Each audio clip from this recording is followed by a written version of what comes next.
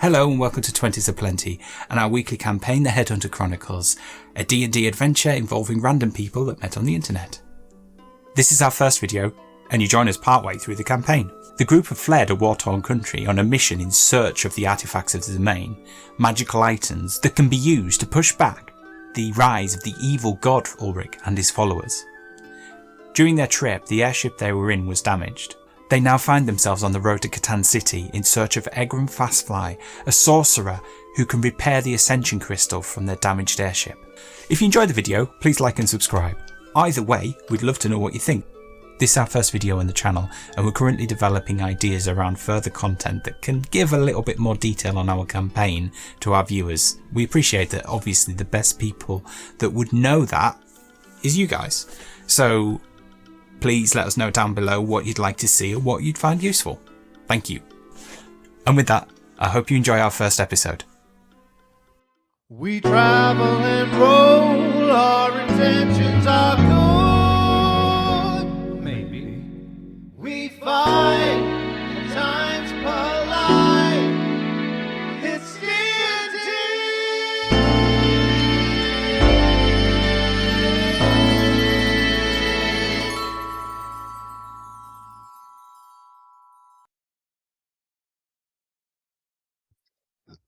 So, when we set off, the group had just finished fighting some forest drakes. They decided to have a short rest. While they were kind of knocking around the place where they'd had the encounter, Lilla was having a bit of a look around as people were stripping beasts of bits, harvesting parts, and she found a trail that was well trodden by these drakes. So the group followed, and they ended up coming to a large clearing. In the clearing were three statues of three ladies in gowns, each holding a plate in one hand, and in the other, one had a book, the other one had a knife, and the last one had like a large stone orb. Before they actually entered the clearing, this satyr appeared and legged it across the clearing. The group kind of stopped and watched him as he seemed to do something to the three plates. They've seen him write on a piece of paper and put it on one, and then he seemed to bend over to almost tie his shoelace and then put some things on the other ones. Next thing, the statues move and there's a staircase appears. So he disappears down the tunnel, and then the statues kind of move back in place. Just as Lucy's an invisible Lucy is running halfway across the clearing. After that, the group investigated the plates, and all they could find was a scrap of paper that had three letters on it. Turned out that was irrelevant, but the fact it was a piece of paper was. And after stumbling it over, I think it was Lucy realised that it was a game of rock, paper, scissors. So I think they put a dagger on one plate, a piece of a stone from another, and I think he'd wrote something on a piece of paper and put that on. So it opens up. The group went down this staircase. I think Yin fell down it actually to start off with, because she was sat where the opening appeared. First mistake of the day. It's just a running joke now. He. I just can't get over a male character being played by a female player. I should be able to get it. It's just a mental block. So they headed down the staircase and immediately could smell a smell. It was like a mixture between mint and old socks. and they headed down. They didn't realise, but they started to feel odd at this point. They were getting really hungry, like they had the munchies, and they bought a drink, and the drink was actually tasted like the best alcoholic drink they'd ever tasted. So much so that Lucy poured some of it into the mug of retention so he could reproduce it later on. Eventually, they sat down and some entertainment started.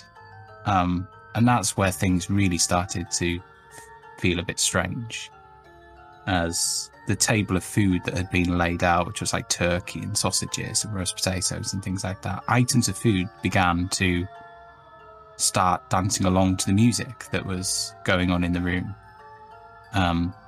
Quite provocatively, actually. And it was at a point where pretty much a string of sausages was giving Marcus a lap dance that hunger overcame him, and he decided to bite into the sausages. Suddenly he heard a rasping, hissy voice come out, mentioning something about the words were probably draconic. The only kind of thing that was familiar was the word Mordash, which Lucy had heard some of the forest drakes say when casting comprehend languages. And suddenly the sausages turned into the tail of a number of lizard folk dancers that were dancing in the room. A large shadow crept down the cavern. The bar itself, which was known as the Green Dragon, was actually just kind of sat at the front end. Down the cavern, you could see this large winged shadow heading down, and as it turned a corner, basically there was a little old man with a beard, wearing a green robe, who introduced himself as Mordash.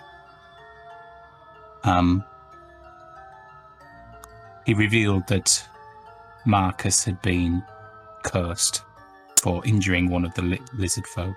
Said it was old magic and couldn't necessarily be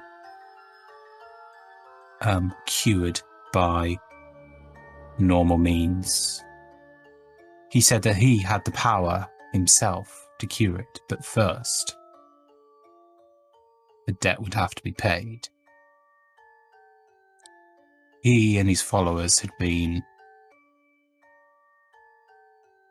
chased away from their homeland by a black dragon called Umam, who had a number of orcish followers whose armies had also invaded that particular forest land.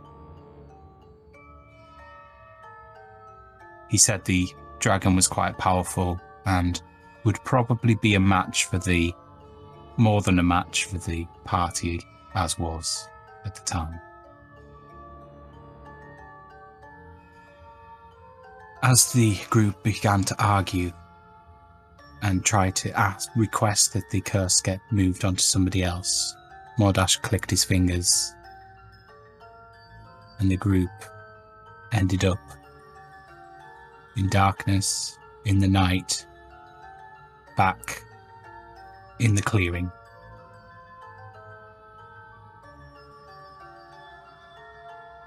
After gathering themselves, the group moved on a bit.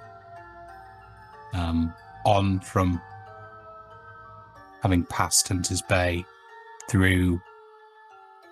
actually, they returned back to Wood's Edge. Sorry, missed a bit. At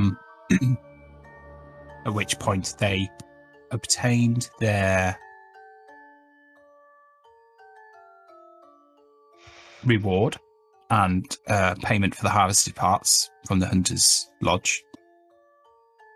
Then they headed back to the airship, the clearing in the airship north of Wood's Edge. They then came upon Latz, who was giving people instructions as to they were taking the ascension crystal that had been broken out of the ship for the group to then take all the way to Katan to his friend Egron Fasfly, I think he was called, who was a wizard in the city, and apparently Egron, somebody else. Egron Fasfly, Egron owed Latz some money, and he's effectively said, take the payment out of what he owes him. But he wants either a replacement or a repair, please. There was a little bit of Latz, a conversation with Latz. He thought Marcus needed a cup of tea. Where Latz is concerned, a cup of tea solves everything. Lucy got him to try some of the drink, the world's greatest drink. Unfortunately, they realised it just tasted like cheesy old socks without the fumes of the bar that had overcome them. The group then set off towards Erin's Key. They had a night's rest or so, just past Hunter's Bay, and they reached fairly early in the morning. They reached the town of Erin's Key. Small town, generally there for fishing and trading. When they got there, their attention was drawn to a crowd of people at the end of the pier. They approached the crowd and realised that there was a man reading out charges to this kind of fairly scrawny guy who had been tied up, and guards were tying rocks to him. He was reading out charges accusing him of worship, which the group later found out was illegal in the Erin's lands. They threw him in the sea. Lucy fished him back out. Threw him in the sea again. Yin fished him back out. There was quite a bit of a debate, but anyway, the guy ended up dying. Almost starting a religious warfare. Yeah. What? And for once, Lucy was the reasonable one. Managing to bribe them twice. Once when Yin was trying to start a fight, and once when Marcus was trying to start a fight. So he ended up giving them, was it 2 barrels of rum and 10 bottles of wine, something like that. Yep.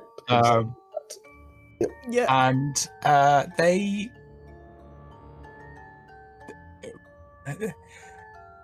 the guards kind of dissipated and dispersed and what have you. And I shot Yinran in the face twice. Oh yeah, that's a good point. I thought it was the backside, but Oh no, it was the face. No, it was. Yeah. Straight to the face. Yep. okay. I will add that for Cameron's sake, Yin and Lucy have previous, which is the reason why Yin has no hair. Yeah. We've kind of got a love-hate relationship. Thankfully, more love than hate recently. Yeah. So the group moved on. They popped to the trade hall. Lucy bought a number of items. He went in there with Lilla, who's Kara's character. And Lucy spent probably over 20,000 gold coins on different items for the group. Lilla seemed a little bit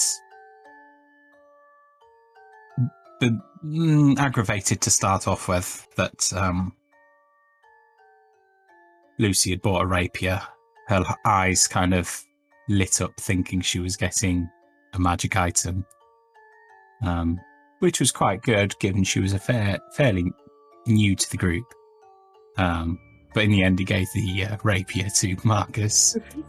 Lucy and, Brogard. and Marcus was going to offer Lilla a different rapier as a replacement. I discussed this with them at the time. I was going to give them the one Lucy just brought. But yeah, we did have that conversation, haven't we? But I think for where Lilla was, she appeared fairly. Hang on a minute. This was after some debate about the group have a bag of holding, which, because of pickpockets in Elves Edge, which is across the water in Westlands, Lucy stuffed it down the front of his pants.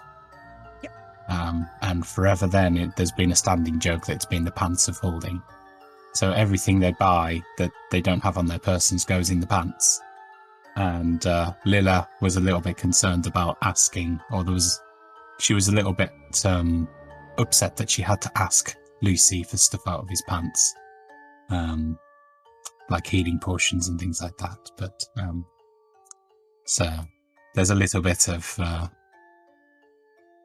whilst Lucy and Lilla got on quite well to start off with, and were kind of chaotic trouble together, I think they started to not see eye to eye for a while. I just want to add a wee thing, because it's making it sound like I was trying to get them to take things out of my pants. I was not. I just want to make that perfectly clear. It was just there. It's just a case of one person in the group has to have the bag of holding, and it just happens to be Lucy, and it just happens to be down his pants. Yeah. I just imagine people being like, "Oh, I really need a healing potion." Lucy just pulls up on his trousers, like, "Oh, go for it. By all means, reach in. It's fine." No, it's not quite like that. So, and for a while, Lilla was trying to get in Lucy's trousers. Yeah, that's a thing. Yeah. So, and then we kind of ended with Lilla going off and pickpocketing a load of people and almost getting caught, or person and almost getting caught. And Marcus sat there with Yinran on, kind of stood outside the trade hall with the wagon. Happens to just pickpocket Yinran, just to see what all the fuss is about. And they had a bit of a kind of what I thought was quite a clever piece of roleplay, actually, in terms of, just to see how easy I just did it to see how easy it was, and then gave it straight back. So we pick up with the group had regathered, and there was some talk about going to get some stock up on potions and stuff in the poultices and potions shop, and then I think the group were planning to hightail it out of there before they got in any more trouble. Pretty much. So, Sounds good. what do you want to do? Lucy, Yeah. seeing as we've made acquaintances with the ground quite often recently, do you think it's a good idea to maybe go get some potions? Yeah, probably. Yeah. Yes. The group stats a bit low. So yeah. Yeah. Okay, so somebody needs to stay with the car, because I frankly don't trust these interesting people in town. So, rock, paper, scissors, who's staying with the car? Marcus will just stay with the cart. Right. Okay. Okay. Lucy and I shall wander after. Say again. Can we still play rock, paper, scissors? We can still play rock, paper, scissors. Okay, loser gets a slap on the head. See, this is why I have to put up with. Let's go. Okay. Let's just go. And we wandered to. You find this little shop. It's like one of these things with like kind of those little square windows, like telephone boxes used to be. It's like They're about that big and just kind of all next to each other to make like a framed pattern. They're dark blue, but inside you see lots of kind of ingredients and stuff for making potions towards the front, and then you've got a counter, and then behind the counter there's an array of bottles. And as you walk in, Lucy's blood turns cold. As standing there, facing away from him, he sees rather messy blonde hair.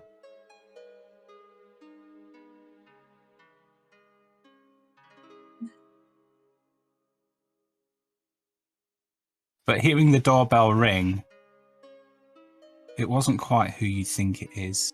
It is an elf, but it's actually a female elf, not a male elf. So it isn't the guy who you, but very similar, might be related. So, Question, DM. Do I see any change in Lucy's behavior when he walks through our door? could you do a perception check, please? Yes! Yes, I will most certainly do so. 13, but my passive is 15.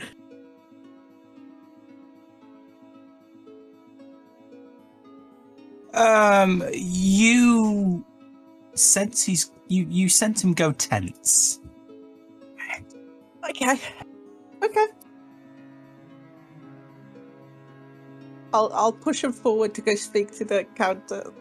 Do I see an set of armor anywhere? No. Okay. Oh. Hello. Can I help you? This is just going to stare for a minute. Question, DM, is there like potions and stuff around, like on this side of the counter? It's mainly things like ingredients and things like that. Right. It's not, so if you want, there's like braziers and charcoal and herbs and what have you. But the actual potions themselves are kind of array. It's like a pub bar, basically. Cool. I'm gonna be like a naughty child, and I'm just gonna like touch things and pick things up and like stare at it, especially things that's like breakable. Okay.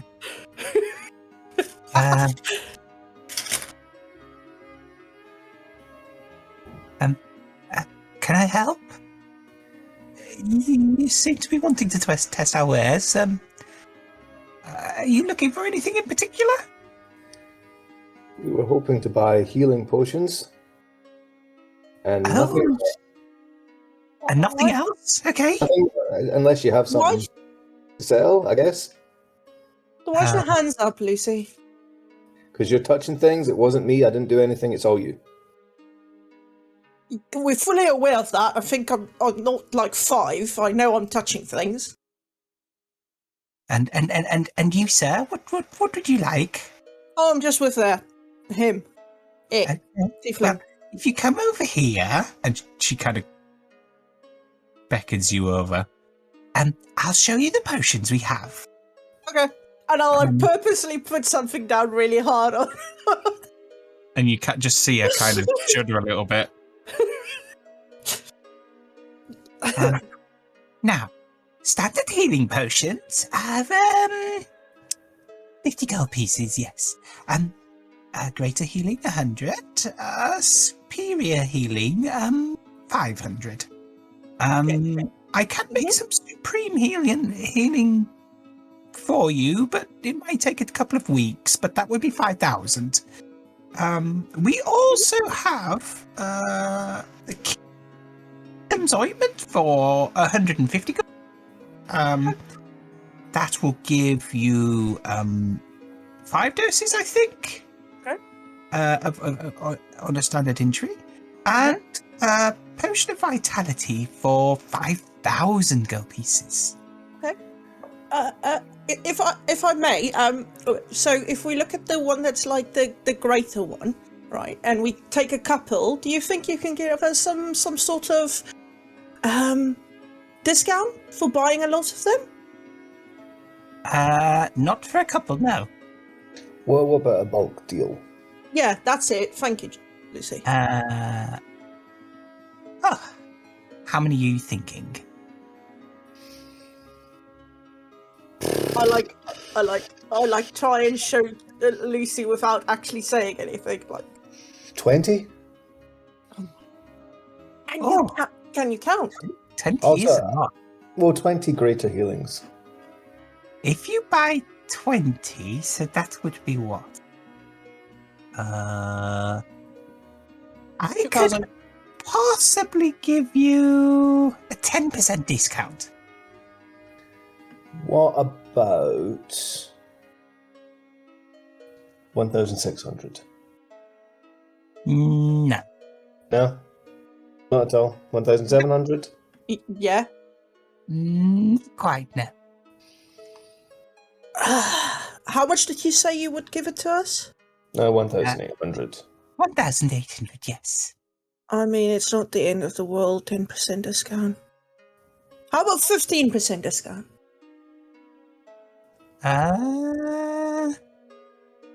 Think we just discussed that number. I just tried. I said no. I tried it a different way. Lucy, 10%. I tried, see if there was any wiggle room. I think 10% is what we're going to get. So, Okay. You're not going to try and persuade. but I'd like to, if it's possible. What would you like to try and persuade it to? 1,600, if possible.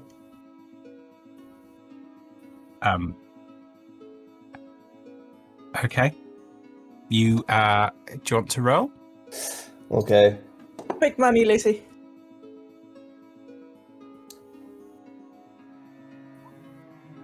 $19? Not a chance in hell. I've just realised Wait I a minute. never opened Roll20. I'd like to do one. Oh dear, no, it's too late. No. It's too late. It's too late. Just reach down. 1650? Just Sorry? reach. 1650? No, I said no to 17. I mean no to 17. Okay, 18. No, go below that. Just No, go into your pants and give them the 18, Okay.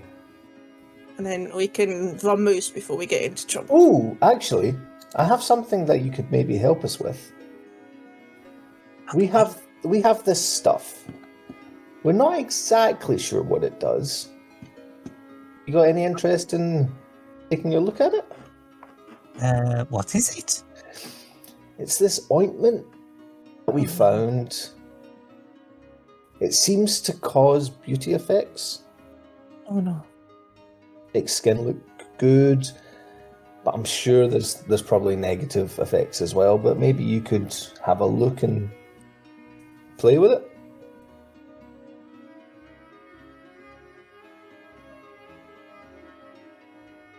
Is this the ointment you recovered from the Hag's Meat House? Yep. I'm assuming it is. Yep. Right. I'll So hand you- over a jar of it. So you give her this thing, and she starts kind of rubbing it on the back of her hand, going, Oh shit. "Interesting." Mm-hmm. As I said, I'm sure there's some negative effects as well. I just don't know what exactly they are. She's like holding it up to light, going, How much of it do you have? Why, are you interested in it? Maybe if you passed back through here, I could take this one and see what it is. We will be passing back through eventually. Okay, how about I take this one, see what it is, and I'll let you have the 20 potions for 1,750 gold pieces. Better than nothing, I suppose. Fair enough, we'll go for that. Excellent. Excellent. You Okay. have a deal then. And then she Lovely. starts packaging up your greater healing potions and hands them over. I'm not carrying that. Just put it where just. Yeah, stuff I it. know. Right, let's rock and roll then. Cool. Question. Yeah. DM and to the rest. I'm assuming Lilla has just disappeared somehow. What's the situation there? Is she still with Marcus? We are coming to that. Okay. Okay. Cool. So, Lila has kind of thieved, and then she's kind of disappeared. But when you get back to the wagon, she's there. And she's been to the pub, and she's holding a bottle and been... I think after recent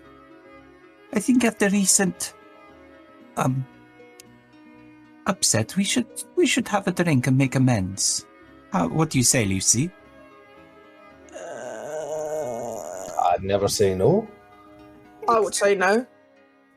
I'll just kind of lean to Lucy, but I'll say it softly so she doesn't hear it. I'd say no. Just for a change. Just trust me on this one for a change, would you? Do I believe that there's nothing wrong here? Or do I believe... Do a perception check. Before you say anything, just let me roll it and then check something first. Okay? No. I'm going to use the thing that I haven't been using. Oh.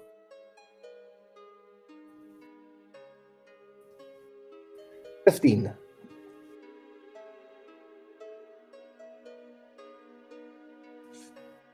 far as you're aware, she's been honest. Cool. Yeah, I think I'll go for a drink.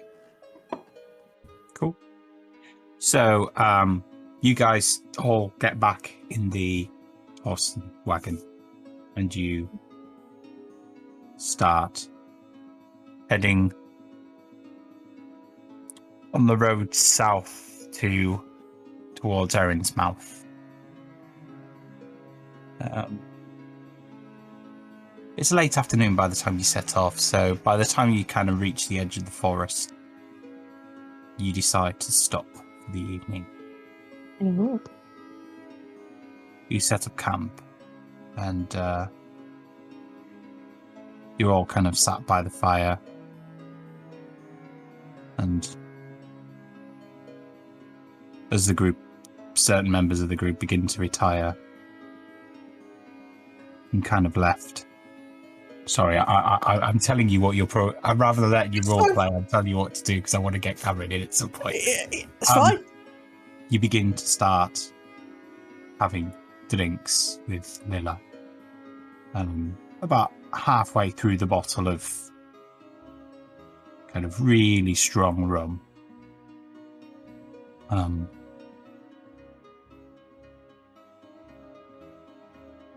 Could you roll a wisdom save, please? Am I allowed to say that Yin wouldn't drink it? You're already in bed. Eh? You're already in bed. Oh, great. Yeah, that fits in perfectly. Marcus doesn't drink. Lucy is wise. Come on, Lucy. Big money. 20. Is he? 20. Nice. It's good. It's not good enough. Oh, shit. After a while, you realise this drink is starting to affect you quite heavily. The world is kind of moving and you just feel a bit docile. Oh, shit. You don't quite fall asleep, but you're a bit kind of... Oh, no. At which point, a rather sober-looking Lila...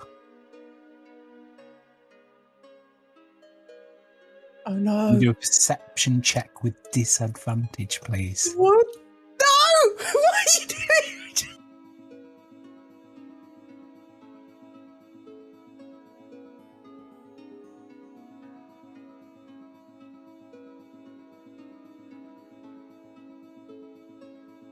It came up as an 11. Okay.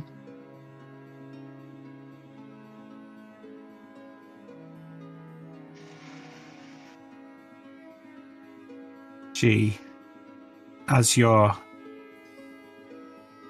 in a bit of a suggestible state, she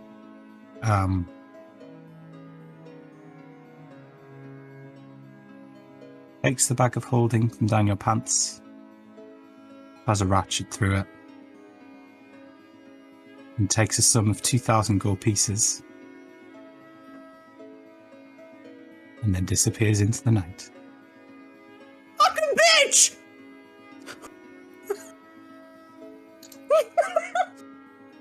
Yep. I'd like to imagine Marcus, if he's still up, Marcus just waves as she leaves. You all get So that's you all kind of get woken up by Lucy complaining. As Marcus wakes up, he finds a potion of greater healing that has been left next to his bedside. I'll add that to my list. Apart from that, everybody's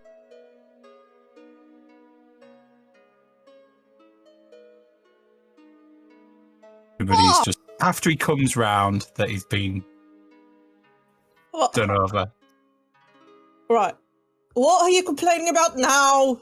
It's not that bad. It's not as bad as it could have been, you know. I don't know. She may have dosed me with something. I don't know what. And she may have taken Lucy. Start at point A. Start at point A and end at point B. We always have this discussion. Okay, so me and Lila were drinking. Kind of hit me a bit hard. And I don't know what happened, but I'm pretty sure she took some. Okay. Anything left to possibly buy stuff? Yeah. I think she only took like a quarter of it. Okay. Bitch. Like, I know, but I never trusted her from when we met her in the monastery. it's because you're racist against tieflings. We've No. It's not about the tieflings, Lucy. It's not about the tieflings. It's because she was standing over my dead mentor's body. Yeah, we forgot about that situation, didn't we? No, I remember quite Yeah. distinctly that she was there looking for one of her friends who turned out to be your dead mentor. Yeah, and I fucking believe her as far as I can throw her. yeah, apart from that, it's not bad. So anyway, I guess Onward down to and 3. upward. And yeah, then they were free. Hopefully one of us don't get eaten by something in the night, but anyway. Here's hoping. Here's hoping. Let's rock and roll. So, you decide you've had enough sleep for the evening. Lucy can kind of put his feet up in the back, and I'm guessing Marcus will pilot the wagon for a while. Making starship noises as he goes because he picks pilot as the term. Pilot wagon.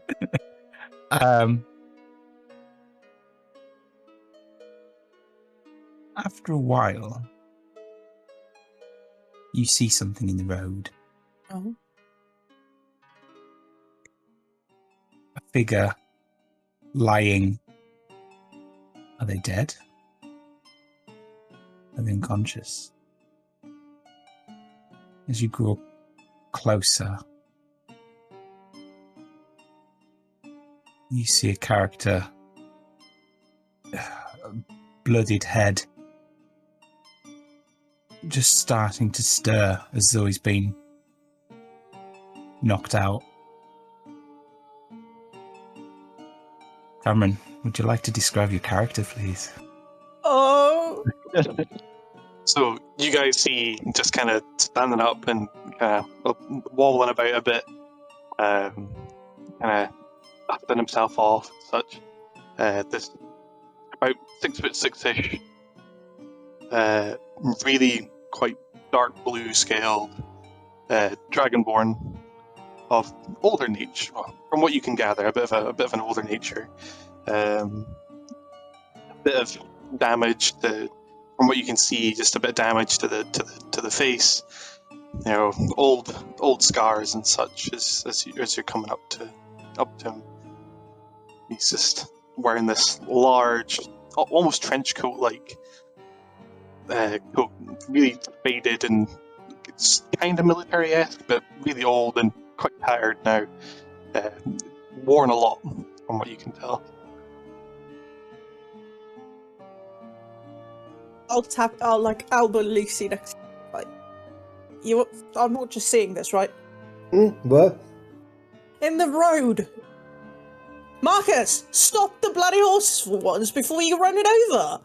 Kind Well, I of just would have stopped instantly. Or like, there's a part of like actual Jim's head that went, I just keep going, go over him, see what happens. But actual Marcus would have stopped the wagon the moment he saw I love it. someone lying in the road. I shall hop off the cart.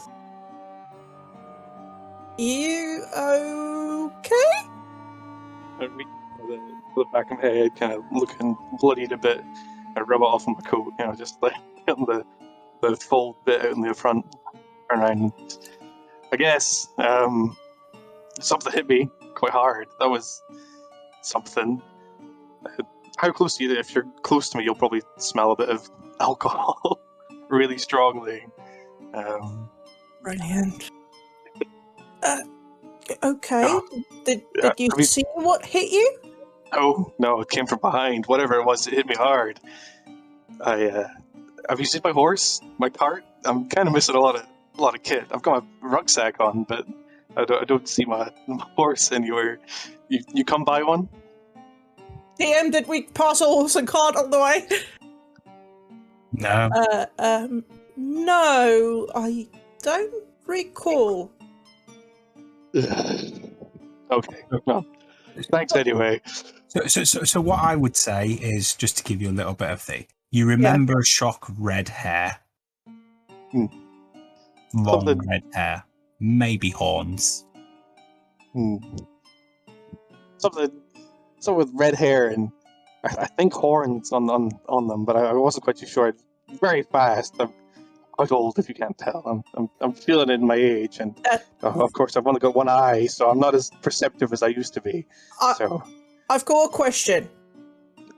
The horn. I'll look to. Never mind. Anyway, I'll extend my hand. My name is Yin. nice to meet you. And I kind of go for the handshake. I'm Varric. Nice to meet you. Wonderful. Hey, what's your pleasure? Pleasure. I'll hold up a Drink? cup. Oh, have you got any rum? That'd be delicious. I love a good old mug of rum. No, Yeah. Lucy. I'll Lucy. pour him out some rum and I'll give him a cup and go, here you go. Just Don't leave kind it. of Oh. take it and immediately just down it in one go. Just all of it at once. So I'll pour him out some more. Another one. Say, Well, good trade. Here, I'll reach into my coat and kind of pull out a little, not too nicely decorated flask. It looks worn and kind of tattered, a bit of aging on it. Clearly, I pour out just a little shot into the mug and kind of pass it back. Try some of Nice. this. It's really good. okay. While you two are doing Whiskey. this, Good whiskey. what's your where are you going? Me. Yes. I'm making my way to Katan. Kind of do a bit of odd job here and there, and I was traveling up that way, away from home. So, yeah. At this point, Mark is still sat on the little bench of the wagon. We'll be like, you may as well just hop in the back then. We're on the way there. Yeah. That'd be greatly appreciated. Thank you. Thank Yeah. you. And I can just walk over and Do you climb in the need back. help? Okay. No, you don't. It's fine. Let's go. I'm old, but I'm not that old. Yeah, I'm old as Awesome. well. Don't worry. Do you want us to go over our characters as well? Oh yeah, yeah. please. That'd be Yeah, helpful. please do. Go, Marcus. Yeah, well, I volunteer. I suggested it, so I suppose I'm going to go first, haven't I? Yeah. So, perched on the driver's seat, I guess, for the wagon, would be a guy in kind of like an old haggard, kind of like beaten up, kind of like military uniform that doesn't look particularly local. There's a lot of like red and orange in it, and a breastplate that looks like it's had something hammered out of it. It's got an orange little headband, olive skin, wavy, messy, dark brown hair, and like a flock of green eyes. And he seems to flick between like two different demeanors. He's either seems to be very, very jolly and upbeat and like, you know, very warm and welcoming, or he's just very tired and wants to get stuff done.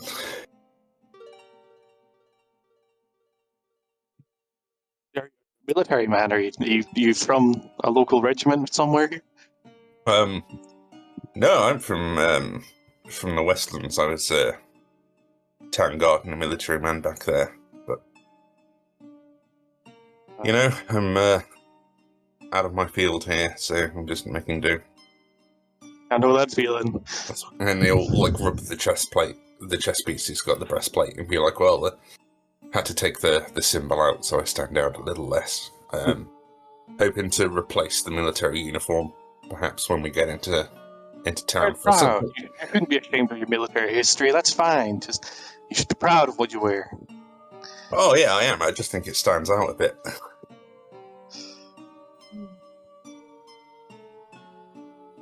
Lucy?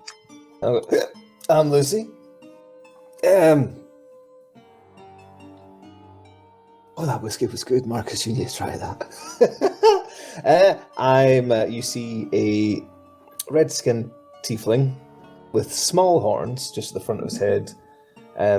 He has a lovely white cape, which looks homemade. I'm very playful, I think is the best way to describe it. If you're looking for fun, I'm your guy. Well, it's good to meet you. I could do some of that. This has been a bit of a morning, I suppose. And if I want more whiskey, I can share a little bit, but I've only got about half a flask left, so I'll need a load of that for myself. But I can share a little bit, sure. Oh, can I see your flask a second? Sure. I'll hand it over. Then I'll just turn my back and then quickly whisper, fill her up. Then I'll hand him back the empty flask and then fill it all the way up. Cool. From my cup.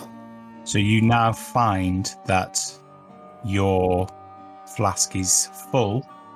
The content is what was in there before. It just happens to be full of it now. Give it an old sniff. That's good stuff. Is it the same? Do you happen to have this stuff? I do now. Oh. Cheers! Start down in the whiskey. Oh, damn it. And I'll just turn to you and go, look, I think red hair, horns, Yes. kind of our fault. Well, she's gonna meet something when I ever meet her again. Fair. And An old friend of yours, perhaps. No. There's a difference between a friend, an acquaintance, and somebody that I want to smack in the face. No, fair enough. And Ian, would you like to introduce your rather angry elven monk? He's not usually pissed off. He's really passive sometimes. But sometimes He's very callous. Well, there's that. Yeah. 6'5", old-looking elf. Really like a deep-set face as well. Bright green eyes. He used to have very long, mousy hair until Lucy got involved. He now looks like Dobby the house elf. He wears normal monk clothes with little monk flip-flops, and he's got a holy symbol hanging around his neck, which is usually inside his monk clothes, but due to almost starting a religious warfare. He's now have it out. And that is you. So, also in the cart is a druid by the name of Cleo. Oh, yeah. And I am their guide in the continent of Katan. When it suits you. When it, Leave him out of this. Come on. No, okay, he's a shit guide. I will come in useful at some point. He's not a shit so- guy, Marcus. So He hasn't directed us anywhere. Marcus, he will get on handy. He's saved our ass more than once. Just let him be. think of me as a spiritual guy. That is like I like to be known. I was trying to Oh. help you, and you just dug your Yeah, hole yeah. even deeper. But hey, So, elf, skinhead, lots of tattoos, wearing kind of like green and brown robes. Has some sort of like quarterstaff with him as well. Quite quiet, generally. This kind of often fades into the background, and so much so that Wynn sometimes forgets about him. Although, you know, because he's like at one with nature. He's only joined the group since they left Wood's Edge in their recent endeavours, because he would have been vehemently against the doing any work for the Hunters Lodge, for example, because it's killing things of nature. But yeah, so he is there as well. Well, now I've got plenty of drink to go around. Would anybody like something more? I'm going to keep drinking this if there's plenty to go around, by all means. That's our offering. Everyone in the cart, that's it. Yeah. I'm not a frequent participant of drinking, so more for you. Well, you're a loss. That's it. So they keep saying. I may have a snifter later. Hand him with a flask. I've sent it to you anyway, Wayne, but while those introductions were happening, Lucy filled up 2 bottles of that whiskey. oh my god. It's an A rather than the E, by the way. An A? Varat. Oh, yeah. right. Sorry, I thought you meant the other thing. I was like, what? Whiskey. No. Not Regional not, dialect. It's not the American spelling. Yes. Not the American drink either. I'm guessing you guys crack on. You start heading south. The road kind of goes through a little bit of forest, and then you end up on fields again. And by late in the evening, you're not quite at Erin's Mouth at that point. The road kind of goes via Erin's Mouth and then east to Katan City.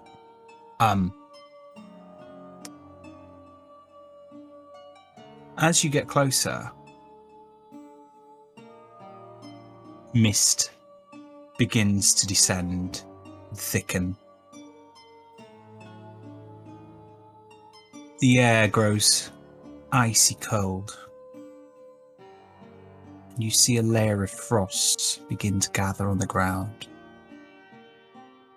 Then, even though when it was a bit lighter, you didn't notice any, a number of fir trees begin to appear alongside the road, gradually thickening.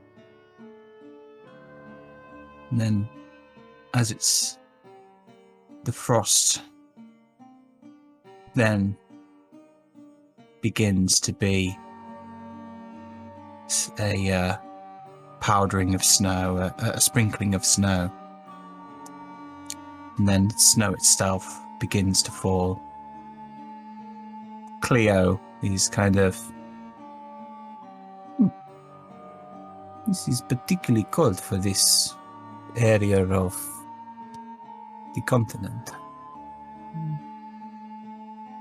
It's pretty chilly. I'm not used to these temperatures. Indeed. Whiskey will help. That's true. My belly's warm. My body's cold. I think Marcus, having lived in a coastal area for most of his life, will be looking at the sky going, what the fuck is all this stuff falling from the sky? So eventually, the snow starts to fall quite heavily, and you're in quite a narrow road. The snow is starting to get deeper and deeper, and the fir trees to either side of you are covered in snow. And then you get to the point where the horses just stop. They can't drag the cart any further through the snow. It's just too difficult. But you look behind, and it's equally as bad. Ahead of you, you see a clearing and a warm glow of torchlights. What do you do? Can we make out what it is in front of us? Or, like, can we make out more of the glow? Like, is there people? So it's like 200-300 yards away, and then the road kind of dips, but you see the glow. It just looks like fire type of thing. There's somebody's kind of camping there or something. I don't know about anybody else, but I want to get out of this cold. The horses aren't going to go. I'm going to go on foot, and I kind of just hop off the side of the cart and start to slowly trudge my way through the snow, kind of swimming through almost with how thick it.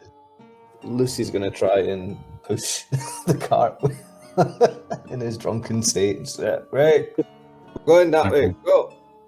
Marcus is going to throw a snowball at Lucy.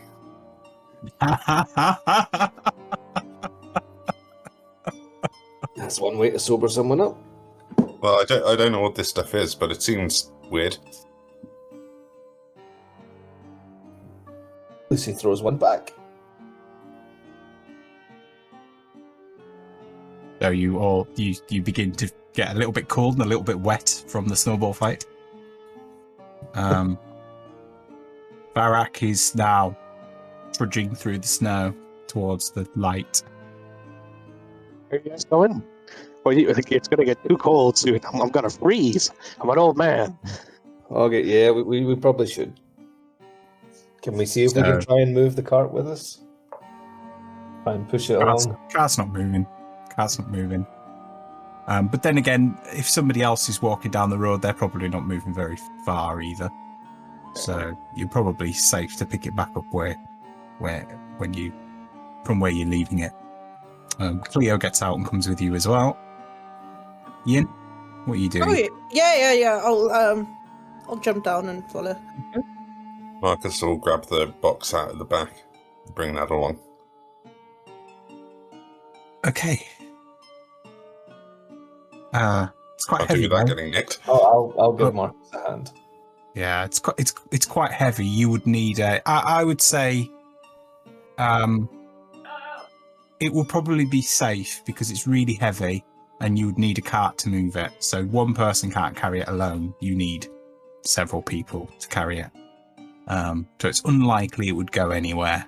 Okay. Is what I would say. Just put the top down then. Cover the wagon. So you put the top down on the wagon. Everybody kind of filters out, starts heading down the road. You get to like this dip. You see this clearing in front of you.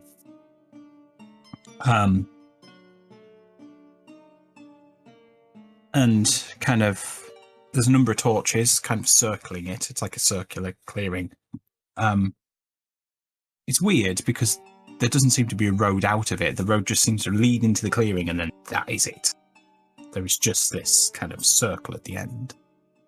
And you see a rather messy looking female elf dressed in a green velvet jerkin with kind of green and white ringed trousers, kind of like hoops.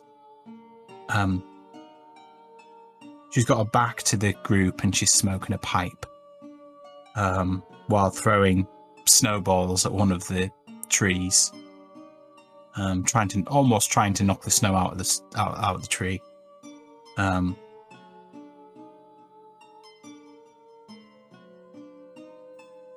What are you doing?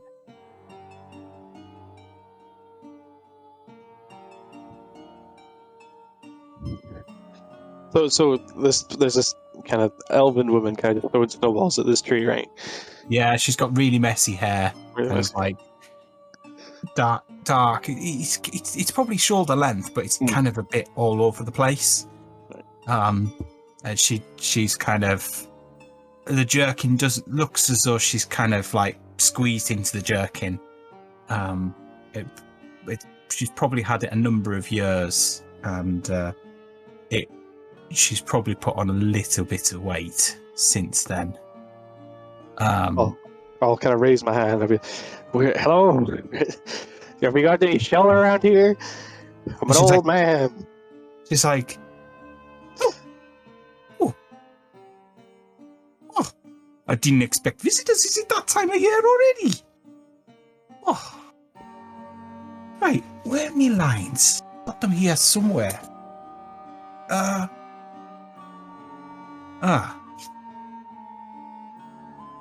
Oh, it's bloody changed them again. Right.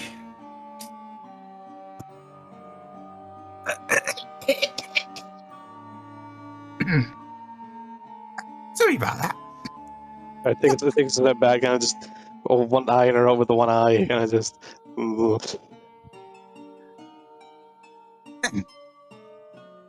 I am the elf that was left on the shelf. She kind of, as she says that, a angry look passes her eye. 3 tasks I provide that can bring you great wealth.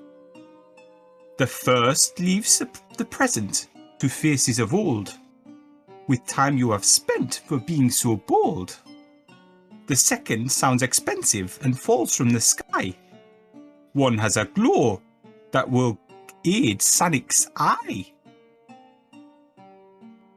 The third, patience for this shit. The third visits Sanik within the abode, the entrance to which is a puzzle or code. Now remember, play fair. No need to be haughty. Try to be nice. Try not to be naughty. And then she kind of skips off into the undergrowth. And the rest of the group just. And this stone archway appears before you. The fuck? Firstly, I'm going to need that written down. Even I couldn't type that fast. I was like, oh no. There's a minute I can do. I'll copy and paste it. I wasn't even listening because I was just thinking like, oh fuck this shit. Elf on the shelf, Lucy kind of turned away and then he heard wealthy and went, and started The lady wasn't familiar, was she? No. You got the distinct. You got the distinct. You got the distinct impression she was hired help of some kind. Oh. I'll look to the Dragonborn and say, have you come across something like this before? No. The farthest I've been up north. Is this common here? I don't know. Cleo? I have no idea what is going on. I sense something not quite natural, but No. Right. Okay. So I will post what she said in the general chat. There you go.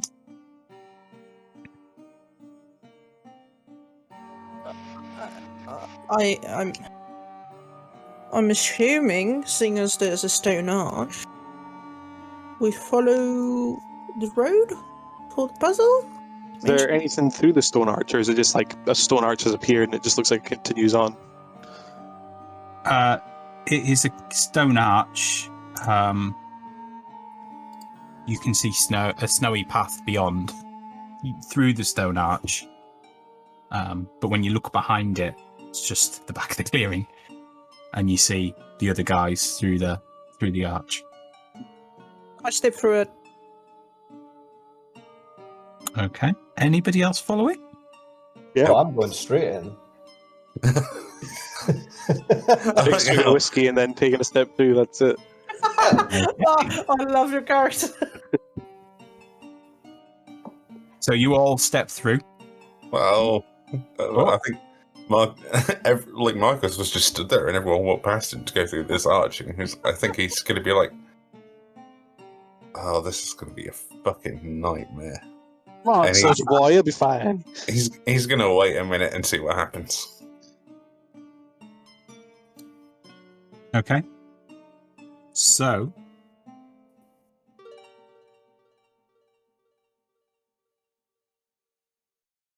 the group it leads to another roadway. You continue to walk down the roadway. It leads to another clearing. In the clearing in front of you, are three figures, snowmen. Or at least there were. So one's the size of probably a young boy, maybe 9, 10. The other one is a teenager. Has a fairly kind of not a human-shaped head, probably more Varrics type of shape.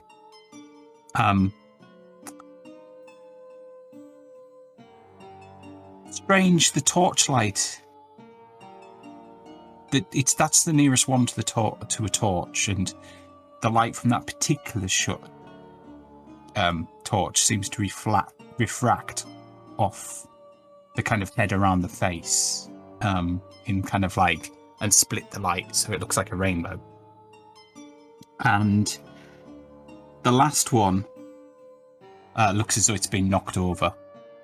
It was like a adult-sized, probably about 6 foot up, 6 foot, maybe a bit more, and it fell over. All of them have an outstretched hand, open hand, outstretched. Even the one that's fallen down, it looks as though the hand has kind of turned too.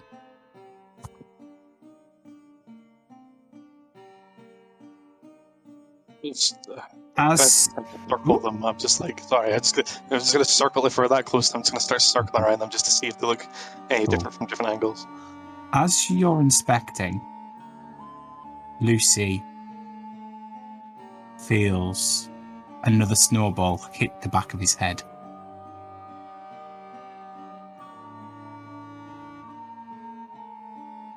What? I'll turn around. Do I see anything? And then another one falls on top of your head from above.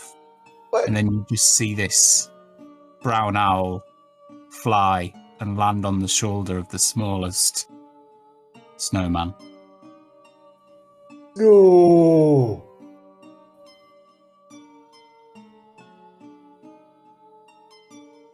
What is it? Can I see the owl? Is the owl there for...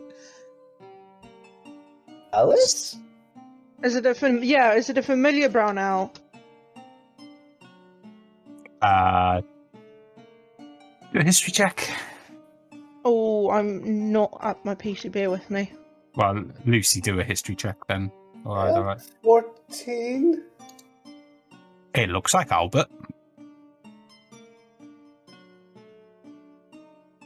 Oh. Marcus? Hello, Does that look like... Albert. Yeah? Yeah. So I'm assuming Marcus has now come through. Yeah, I think after a few seconds of not hearing anything, he'll just be like, oh, for fuck's sake. As you came through, you realised that there was just trees behind you, and the arch disappeared. Fantastic.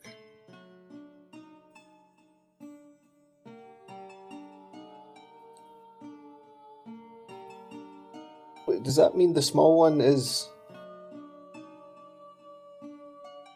Elysium? The smallest one's probably Meldry.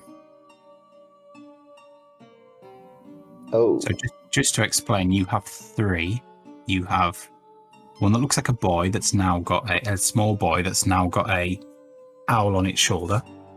One that looks like a teenager but has got a odd shaped head and has this rainbow kind of refraction of light around it. Meldry. And then you've got one that has been knocked over. What's the shape of the one that's been knocked over? Just looks like a snowman. wait. So, are these? Oh, wait a minute. Yes. Like, two of these we know to be dead. Elysial's not dead. I know, the other two are. Who's the other one? Ravnar and Meldry? There's only three. Ravnar, Meldry, and Elysial. The two of them. I don't know what's going on here. What's going on? We'll walk up to the one with the owl on. What happens? The owl flies off. I'll call after Albert. Like, asking if that's it. It does a circle and then lands on your shoulder and starts pecking at your horns. Yep, it's Albert. Yep. What's going on? You guys have an owl? An old friend of ours had an owl. Oh. I think Marcus is going to walk over to the knocked over one and just like kick the snow a tiny bit and be like, even as a snowman, he couldn't stay upright. Sorry, we used to have someone in the party who would go down Instantly. almost literally every session Yep. in the briefest hint of combat, and it was ridiculous. The wind blew slightly strange. Fall over. Okay. So, if Albert's here, does that reference to the snowman? What happens if Marcus kicks the snowman? Like, is there anything in the snowman, or is it just snowman? You can bet your ass he's got a roundhouse kick the one with the disco ball effect on it. You realise inside there is a ice sculpture of a dragonborn. Probably feel a bit inappropriate to smash this now that we've got someone following us. By all means, go for it. If these are old friends of yours, I don't want to get in the way of this. Sorry,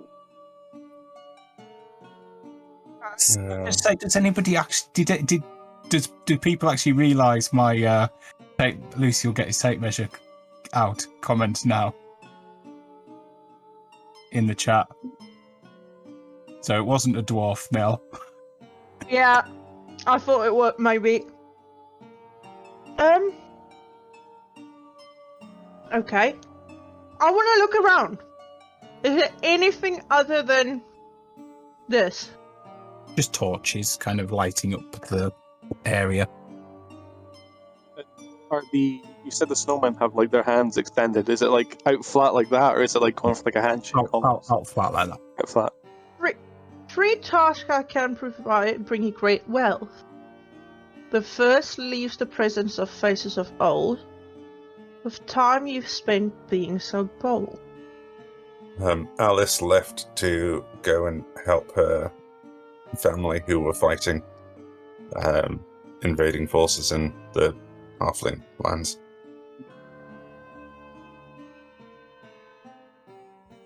And they have their hand extended. Can I put a gold? Sorry? Can I put a gold in each of their hand? See what? Oh, let's start with the smallest one and put a piece of gold in there.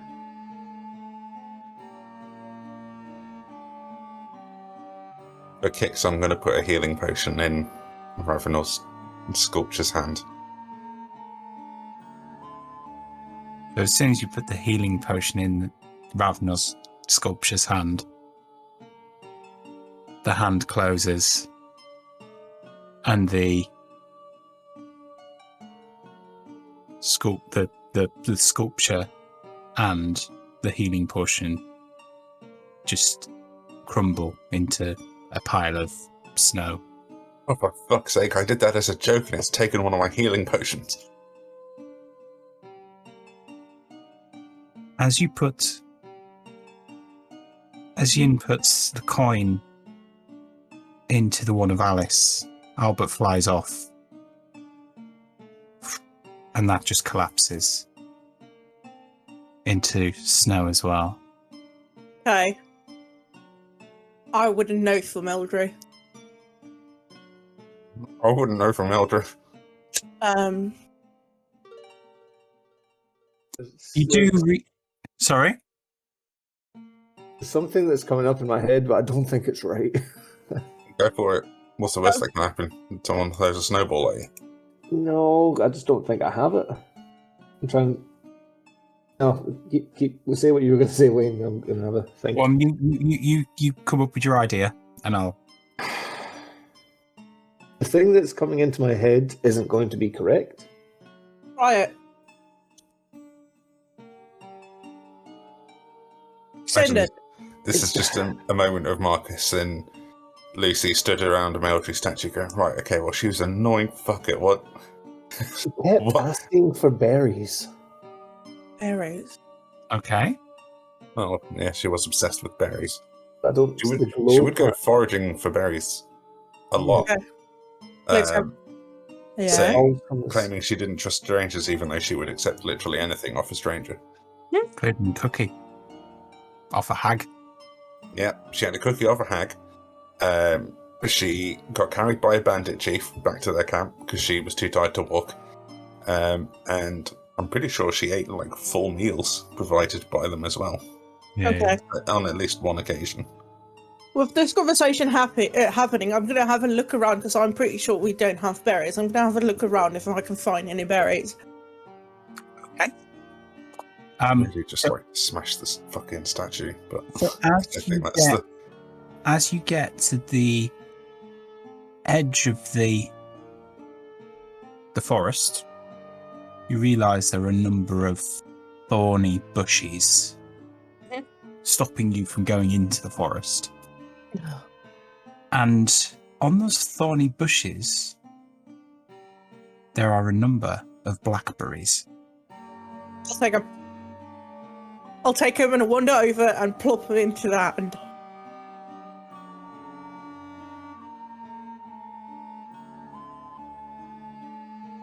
okay. And Yes. so, and it collapses. And another arch appears. Onward, I guess. Okay. Yeah. What is going on? I don't know. Let's just continue, and I'll march through the arch. I'll start asking if anyone wants any more whiskey before I finish it off once I've got left from a flask. I love it. I think at this point, Marcus will be like, "Fucking yeah, we'll have a bit." Hand it over. And then I'll refill the flask for them. Love this. I freaking love this. How does that work? Do you just like pour it and it just comes out continuously, or does it like? Is there a limit to how much it comes out? I think, well, eventually there might be a limit per day. But for now, it's fine. Ooh, good to know. Kind of just nodding my head and just kind of carry on through the archway. So, you carry on down the road through rather thick snow.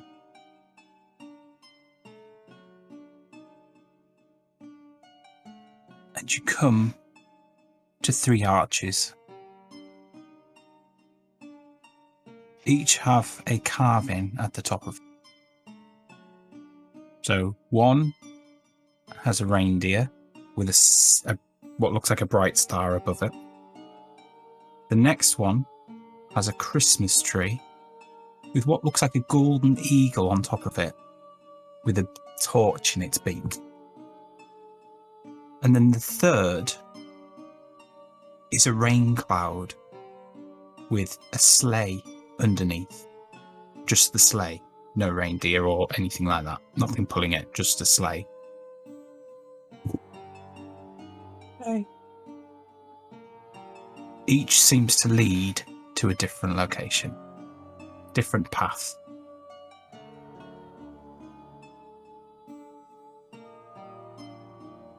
The second sounds expensive and falls from the sky.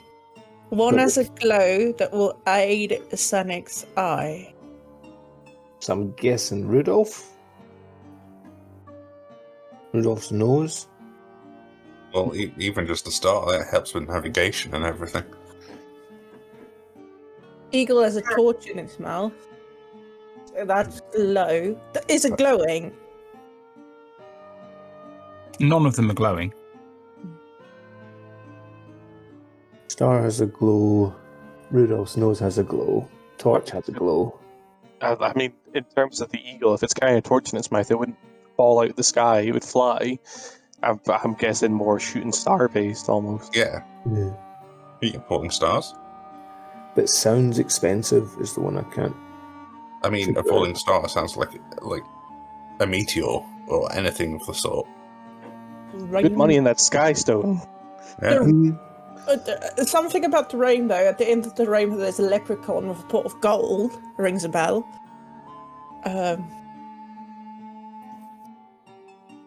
Rain clouds don't help you see, though. Yeah. No. What happens if I walk up and I touch the one with the star on it? You just touch it, nothing. It's the same deal as before, where it's like the pathway continues through them, but there's like, if we try to go around them, there's like... Yeah. So the one on the left is going left, the one on the right. Straight Oh, I'll follow the route that has the star on it. Sorry? I'll follow the route that has the star. Okay. That's the one on the left. Anybody else? Yeah, I'll go. Yeah. I'm not the brightest guy, but have a slightly better feeling than the others this way. So I just want to confirm: the first one had a reindeer on it. The second one had the Christmas tree with the eagle on it. And the third one had a rain cloud with a sled. Yes. Where's the star coming from? It's on the with reindeer one. The star's above the reindeer. Okay, cool. Yeah, I agree. I agree with Marcus. Let's go.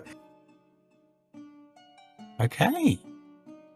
It's I the think rain ones. Vanis could be the name of the reindeer or something.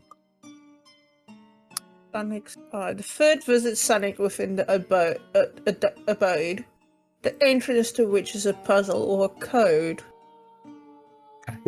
I'm still just because the rain's the only thing that falls. Really? Second sounds Unless it expensive. sounds expensive, maybe rain, as in like a king's rain. What sounds expensive? And fall from the sky. So what happens when I trudge on along this star route while everyone else is doing their thing with Barrett? Okay. You go through. It looks as it appears. You continue on for 100 yards or so, and then you see something on the ground in front of you. You see a plate. On that plate is a tankard full of milk, a carrot, and what looks like a pastry.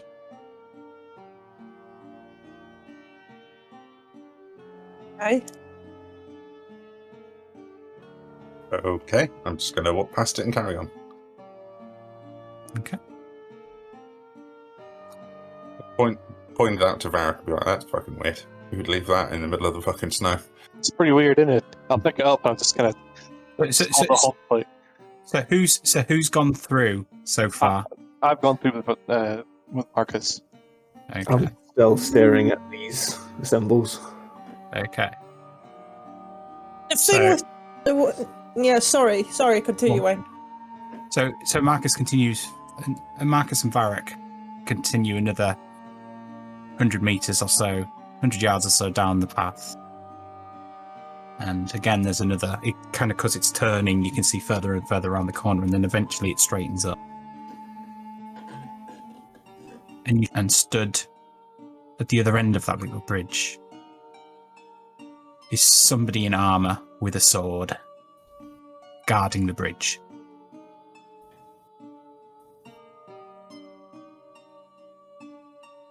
Suppose you want milk and carrot, do you?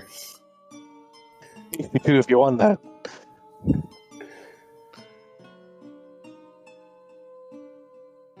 So what are the other guys doing while I think it's the middle one. I think it's the one with the star on the top. Lucy? I'm gonna go for the one on the right. the star on top? Yeah, the eagle and the star. The eagle and the torch on top, sorry. I'm gonna go with the one with the rain and the sleigh. Okay, are you all actually going through it? Yeah, I don't know why it's just bugging me, and Lucy's just gonna go through that one, yeah. Okay. You both, as you walk through, you both end up at the same place.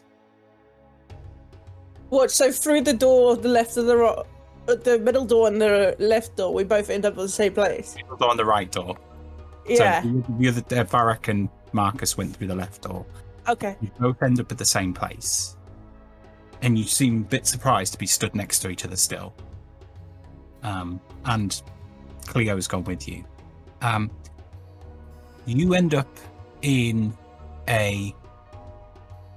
the path ends up kind of going down, and it's almost like you're going through a little kind of chasm, the bottom of a chasm, and it's starting to form like a riverbed, like a valley.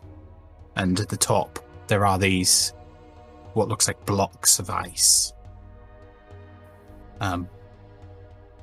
You're at the beginning of this. Are you continuing, or are you staying where you are? I guess continuing.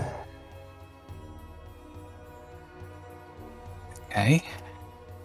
I'll turn to you and go, looks like we picked the wrong way.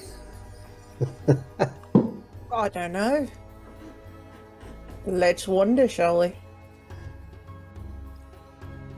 You, ooh. Oh, fuck me. Oh, fuck. Fuck. Oh.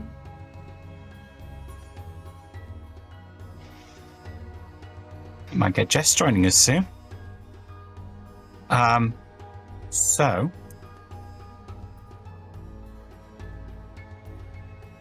you walk a little bit further.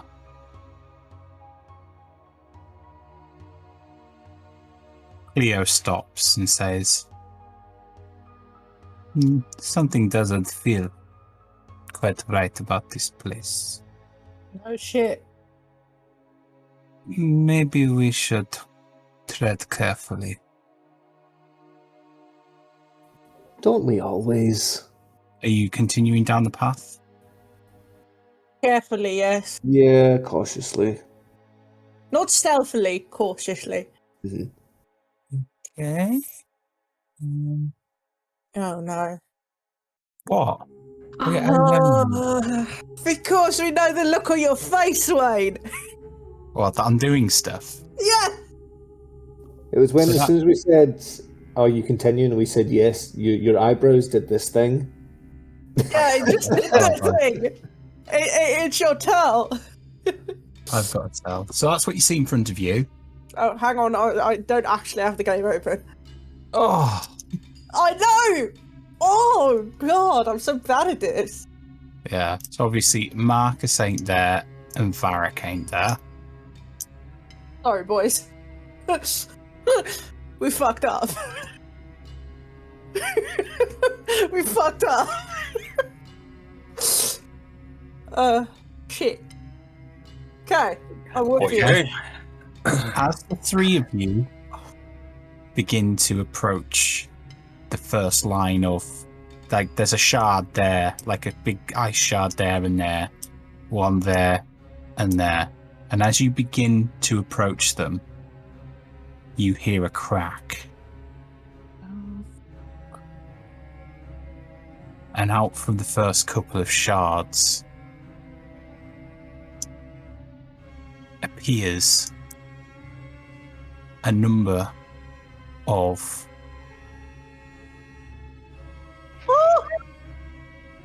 winged ice creatures.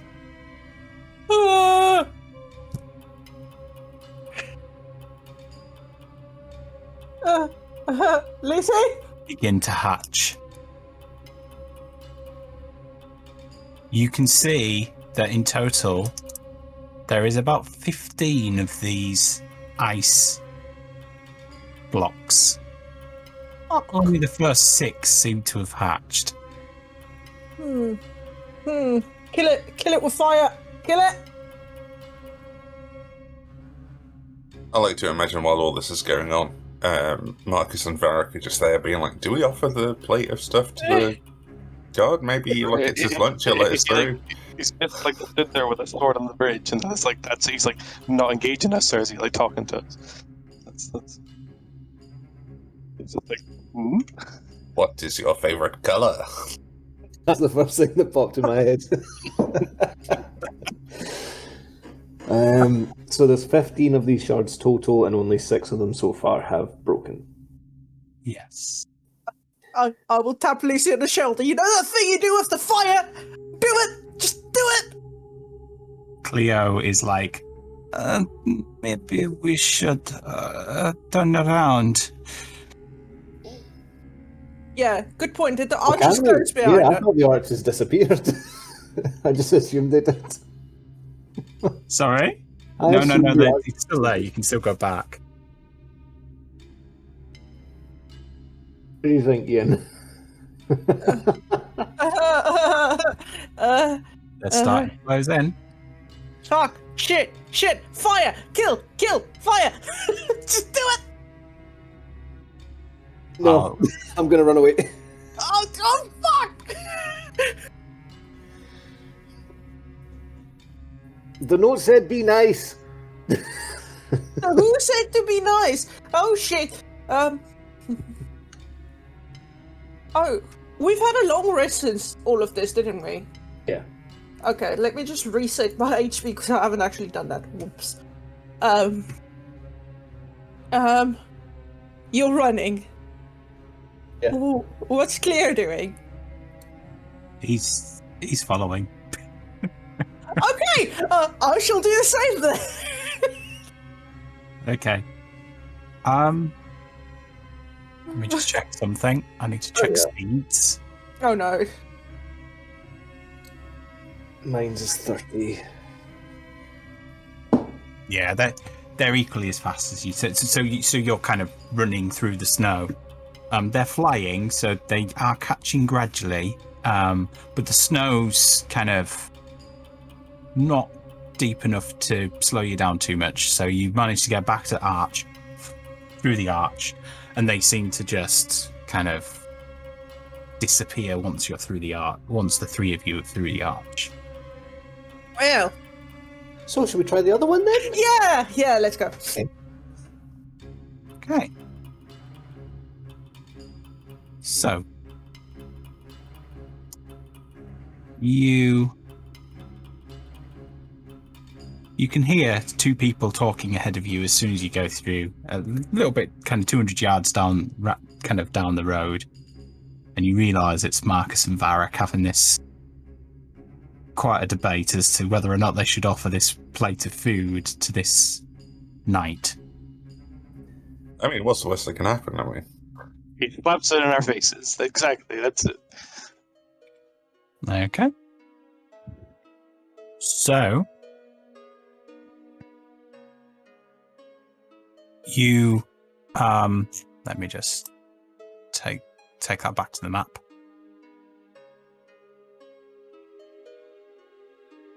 So this, you hear a voice when you head back. You head over the bridge with the plate in your hand. And she's like, it's a lady. And she's like, I am the knight for only those with honor shall pass. Those with honor shall pass. Most of us are buggered. Marcus is fine. He can stroll right across that bridge.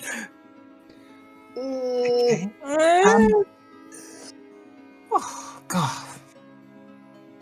Like seriously, if you haven't, if you don't, if you're not allowed here, don't come across because I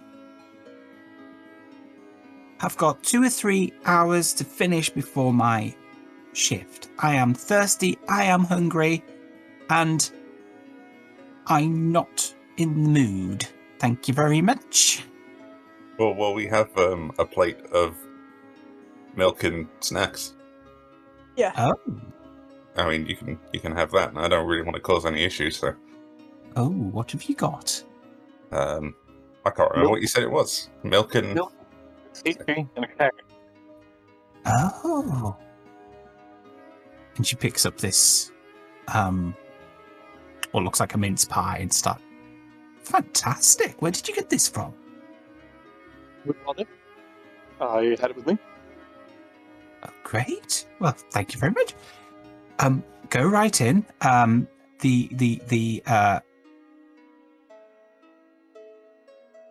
Feel free. You go ahead, and thank you very much for this. You can keep the carrot.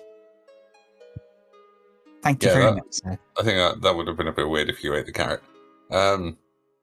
We've also got 2 or 3 people wandering around out there. Can you... So they, as you say that, they appear into view. Oh. Right. Can they go across too? Yes. She's more interested in the pie now. She's Okay. sat there eating this night. Marcus will turn around and, like a very irritated parent, be like, fuck over the bridge. I had the plate over to the lady. I was like, yeah, cool, whatever. Start hobbling my way across.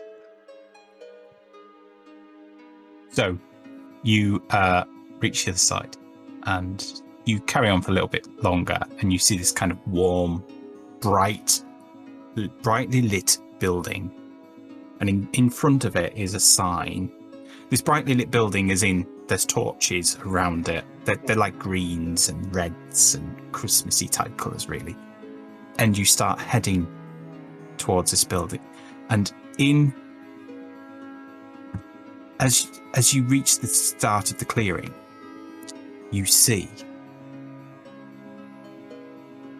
a sign that says, "Welcome to Chris Marse." And Chris Marse is spelled CRISMARSE.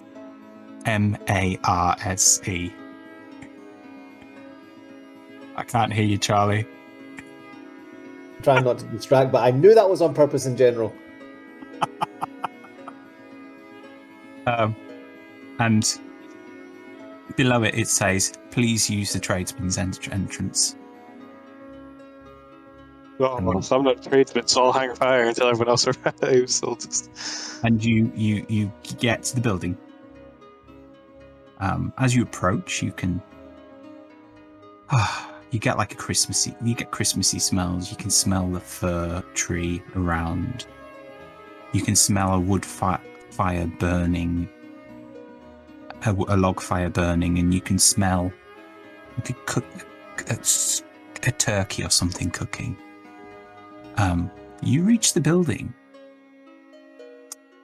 and you realise it's quite odd because there are no windows and no doors. It's a stone building. It looks like quite thick stone as well. What do you do? Is there a chimney? Oh no. You can smell a log fire burning.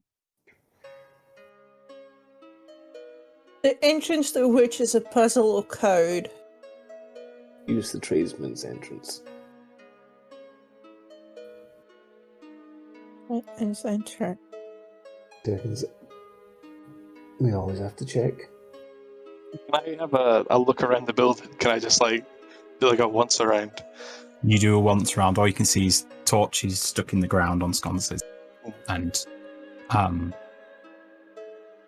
of different colours, burning different colours, and not a sign of an entrance or an exit.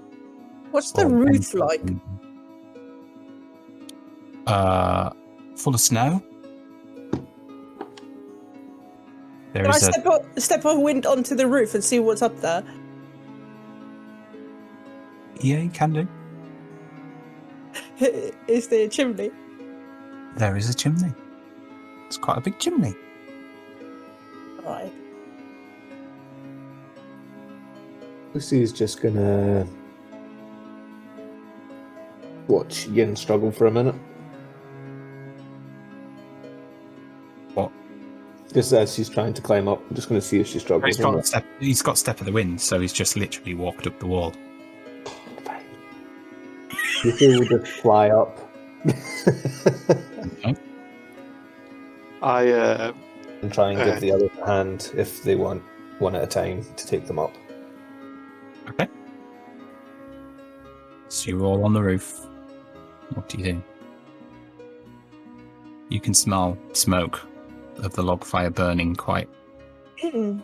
Lucy's gonna jump in. Oh no, shit! check for fire first. That's Fire's fine. Fire's fine. Oh no! No! Okay, so you fall down the chimney. and Fly you down. land. You land in a log fire. You take 6 damage, reduced to 3 because you're resistant. Question. Yeah. Can I just chuck some snow down to kind of mute the fire before I go down there? You far away. No pun intended. So I'll just chuck some snow down, and I'll Okay.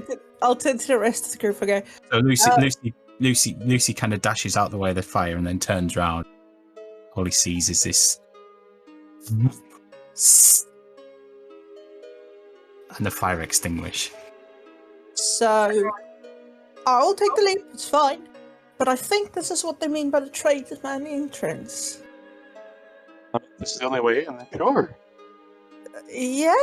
I'll go down and I will see you there, I guess. Sure. Okay. See anything down here? I'll do monk stuff. I'll do like monk climbing shit to get down. Okay. What's I'm assuming what's the width of the chimney? Is it like person easy? In fact, quite a fat person could get down there. Like, imagine Father Christmas trying to get down the chimney. He'd easily fit down there, yeah. I'll kind of slowly climb over and kind of just lure myself in a bit and kind of just like my way down slowly. Okay. So you get down, and I'm assuming Marcus does something similar. You're muted. Can't hear you, Jim. He's just going to go straight down, like superhero landing on the bottom. He doesn't give a fuck about falling damage. So Lands like Iron Man. Probably hurts his knees. yeah, you probably take a couple of hit points. Worth it. You land on hot, Cool. You land on hot ashes and a little bit of bludgeoning damage. So probably 1 fire, 1 bludgeoning, I would say. So Is that You're look in cool, well. Lucy? So you're in a candlelit room, and there's a tree with glass balls hanging from it, and little kind of candles on little kind of candle holders as well. Bloody fire hazard, if you ask me. There are a number of packages below this fir tree, and there's a man sat on a rocking chair writing in a book. What's this? Oh,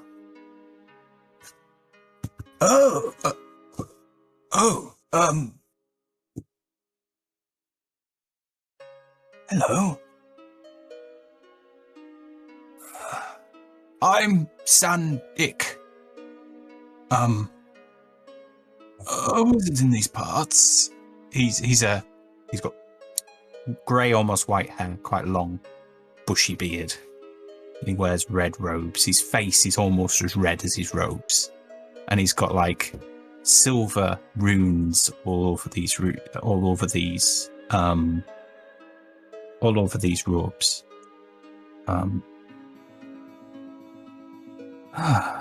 So you've done well to get here. May I ask your names? Lucy? Hello, Lucy. Have you been naughty or nice this year? Ian will just laugh. I'd say mostly nice. Okay. I'd hope there may be some naughty bits. Well, Mostly nice, I think. okay. And you, sir? And he turns to Yin.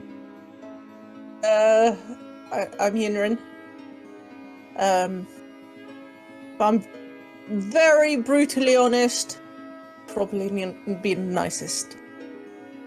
You're the nicest, you believe. No, not the nicest. Look. Not the nicest, but have you been nice? Probably. And he turns to Varak. And you? Oh, a soldier.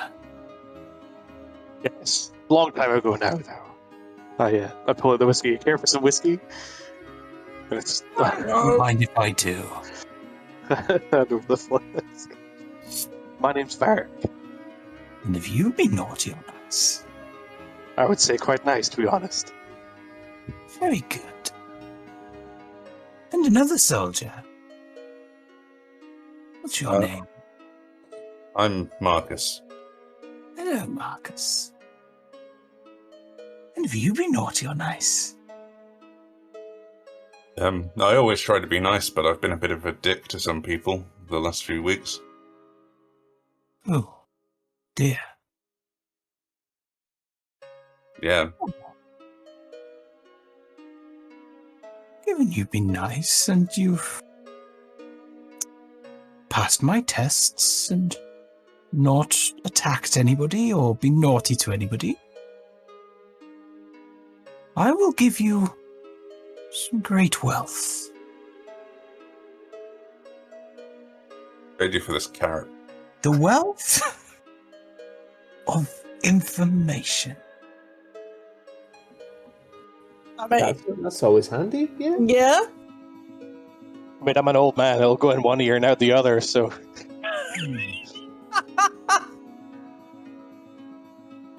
Yes.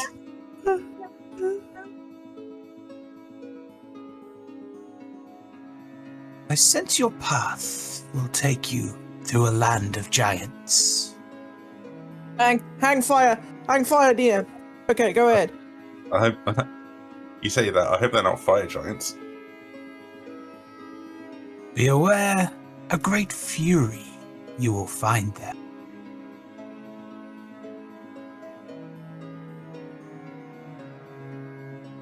And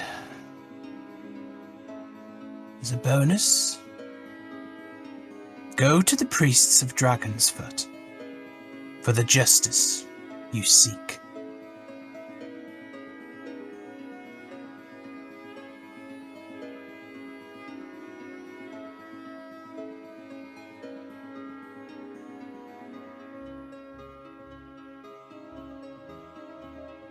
I hope you find these gifts of worth. And I wish you a safe journey.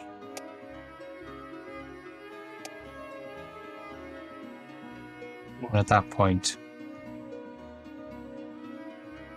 he stands,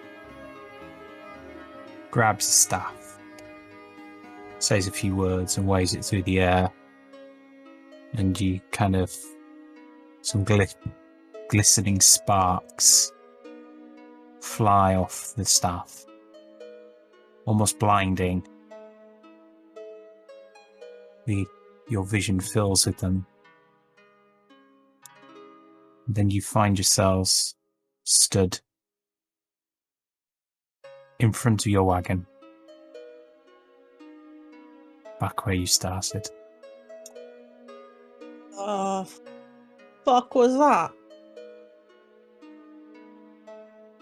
I don't know what that was, but I need a drink. Okay. Yes. Beware you'll carry through the land of giants. Be wary of the fury that you'll find. And go. Sorry. Can I? Yeah. Read it out again. I sense your path will take you through the land of giants. Land of giants, yeah. Be aware a great fury you will find there. Beware. Great fury you'll find there. A great fury you'll find there. A great theory. Is it like theory or fury? Fury as in anger. Cool, thank you. And then go to the priests of Dragonsfoot for the justice you seek. Maybe they can help with a certain curse. I'm thinking more something else. These are certainly curious messages. Yeah. Do you have a theory? Maybe. Maybe I do. Perhaps you would share? Perhaps. Is it still cold outside, by the way? It is still cold. Cool. We've got Jess joining us. Hello, Jess. Nice to Hello. meet you. Oh, hello. Hello. I shall. Perhaps. But let's get inside. Let's get warm. So, So you'll just turn to Marcus and go, nice. You've never been nice. I mean, yeah, it was just, you know what? It's fine. We blagged it. Let's go, boys. so Seems to be nice in my books. Free whiskey, am I right? Okay, before we continue, is there just something about alcohol and you? That are you just like very good friends, or is it just what you do, Varric? What was that? Sorry, I was in the middle of drinking. Never mind. Let's go find somewhere to set up camp, and perhaps we can have a conversation. So,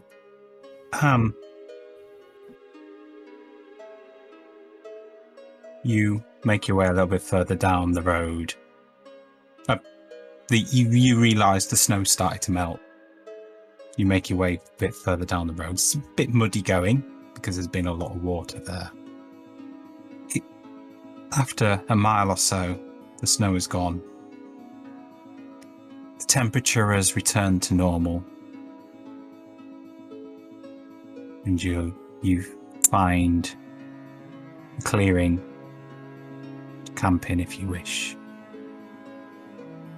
Did it look as though the snow had melted around where we were? Or is that still snowy? Yeah. You kind of just continue down the road. Go back. None of the clearing or anything like that you encountered, where you encountered the elf on the shelf. Mhm. The elf that was left on the shelf, I should say. Right. You encountered you encountered none of that. I'll probably go back to the horse and cart and try and see if we can get it to move to this clearing. Yeah, so sorry, you were transported back to the horse and cart. So I'm assuming you're on the cart and you're making your way down the road. And as you've made your way down the road, everything's kind of melted. You're back. You're in you reach a clearing. Are you stopping for the evening? Yeah, don't see why not. Might as well rest up.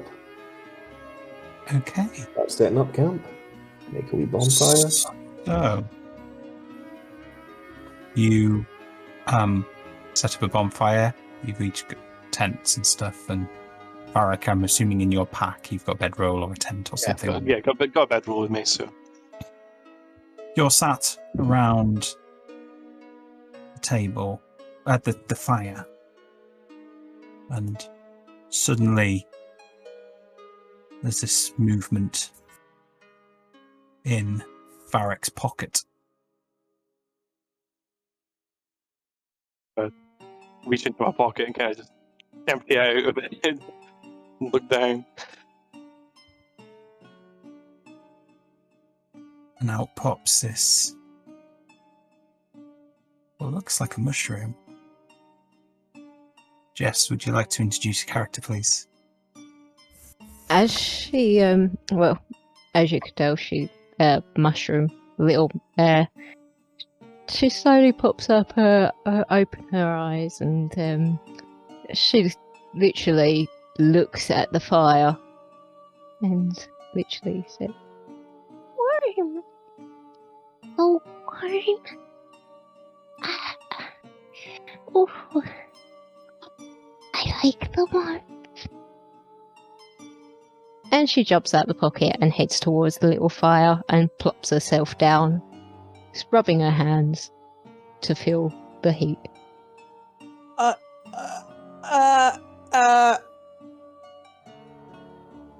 Mushroom! It's moving and talking!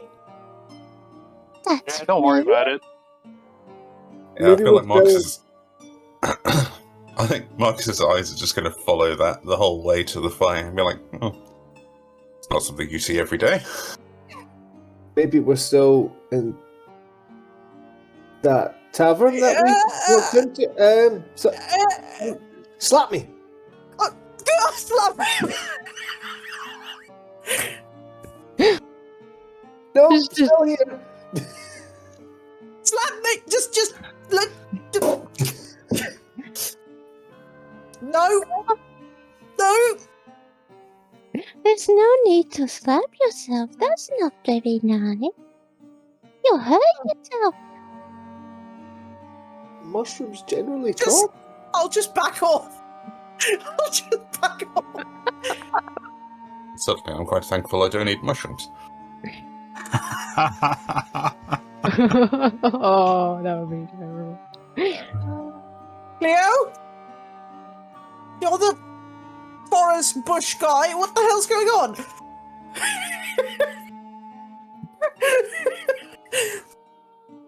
So I'm Marcus. Oh, she'll look at your hand and just like feel around your palm and just be like, "Ooh, you have very warm hands."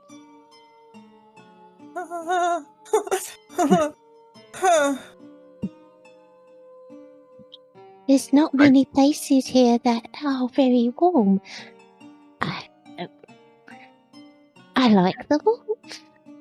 What can I say? Barrack, you've kept strange company. Yeah.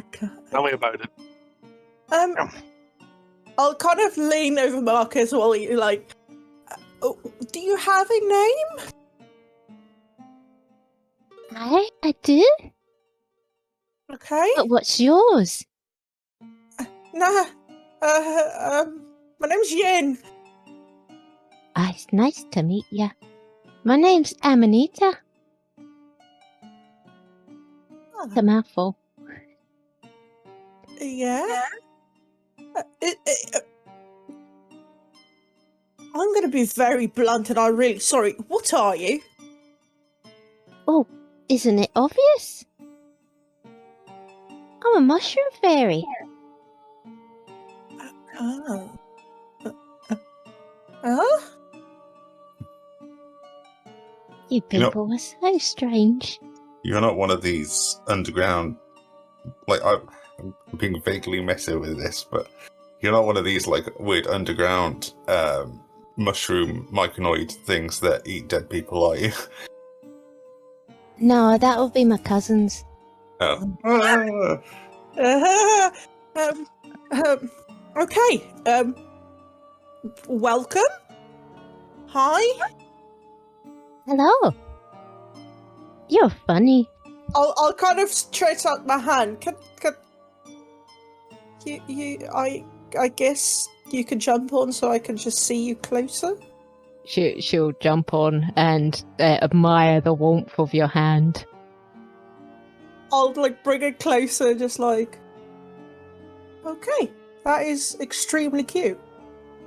Well, I think I Very. don't see many people that are very kind like this. Yeah, you're adorable. We've had some experiences with mushrooms in the past that have not gone well. Don't take it personally. Yeah, it's okay. You seem cool. Uh, I'm Lucy. Nice to meet you. yeah, Nice to meet you too. I'll carefully put you down. She'll just like drop down and then run back to the fire and go back to the warmth. So Cleo, the kind of druid elven guide that is guiding the party, is... You keep curious company, Varric. How did you come to... Literally just said that, Cleo. Oh, yeah. He does. How did you meet such a...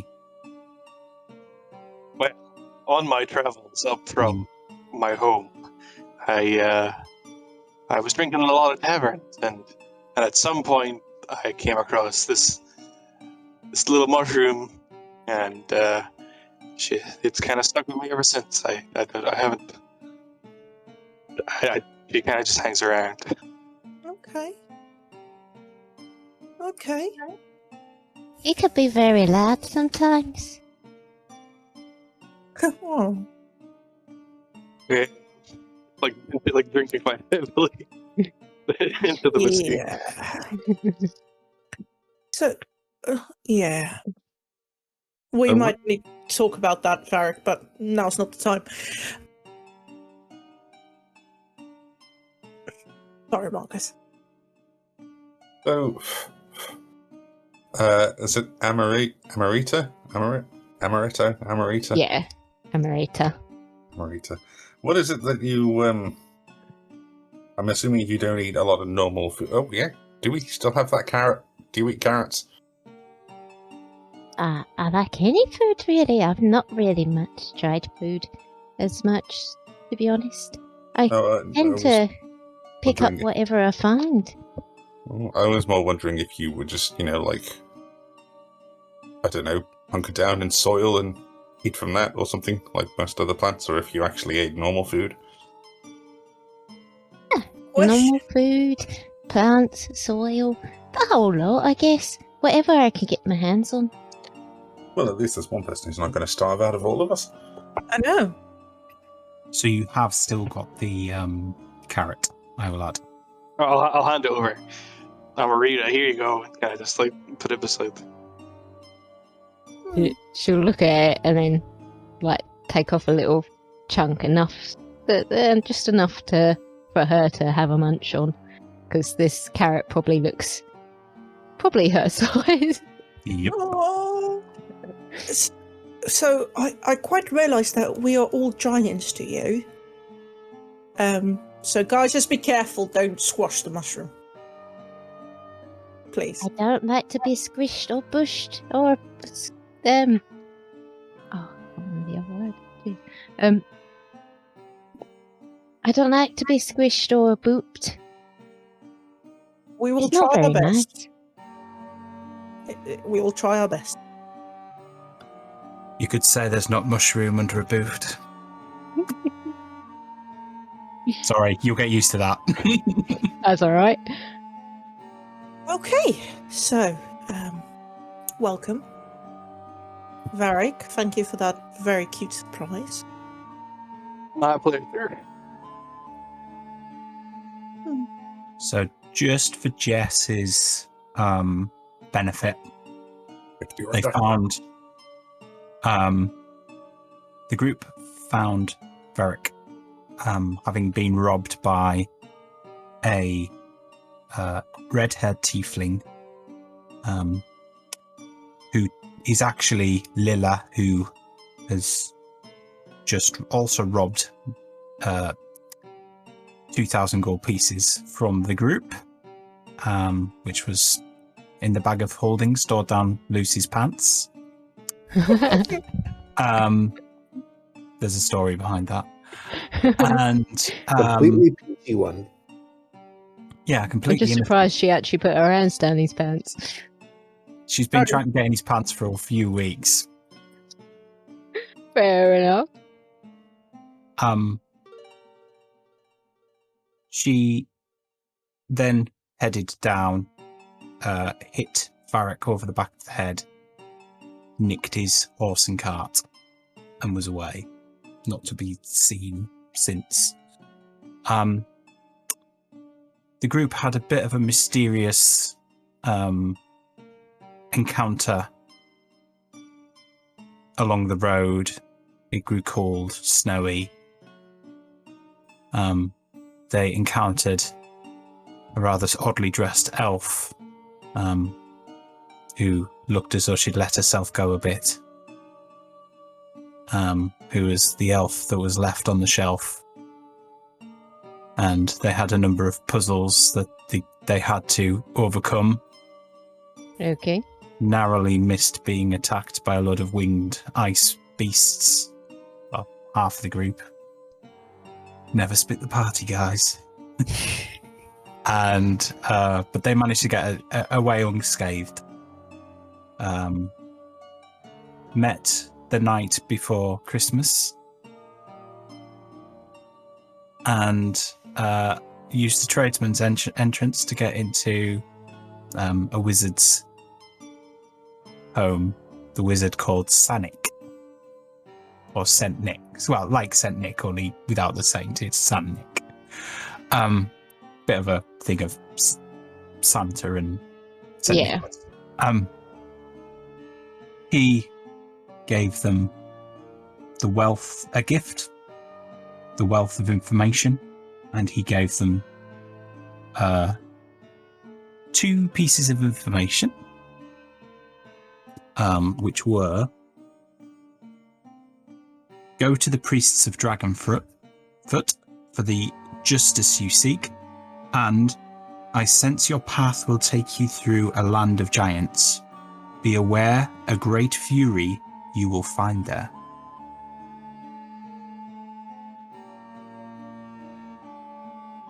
And following that,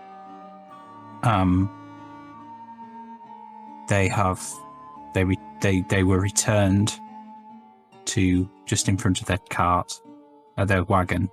They continued down the road. None of the kind of stuff they encountered on their way to Sanic reappeared, and they kind of camped out, and that's where you are now. Okie dokie. So, guys, what do you want to do next? What's everyone's plans going forward? Or where are you guys heading exactly? Well, we've got a few places to go. One of them is Katan City. We need to meet a guy about a crystal. Yeah. Try and get maybe some information as well about the area. Mm-hmm. There's a group sort of in this area that we need to also find. I think it's called the Sorcerer's Circle. Pretty It sure won't that the help. council of the Katan City, is it not? It might be. Sorcerer circles in Catan. Yeah. I think that's it so far. Then we have to get the crystal back to our ship, and then there's a few things around the continent, I think, we have to check on. Are you sailing around the coast? What kind of sailing? No. It's more direct routes. Yeah. But been on a boat. It'll be an interesting first experience. This is more as the crow flies.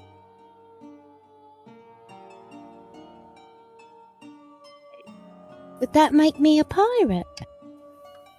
You want to be a pirate? You can be. I mean, I haven't heard very nice things about them, but it does sound fun. I can get you a mini pirate hat. That would be awesome.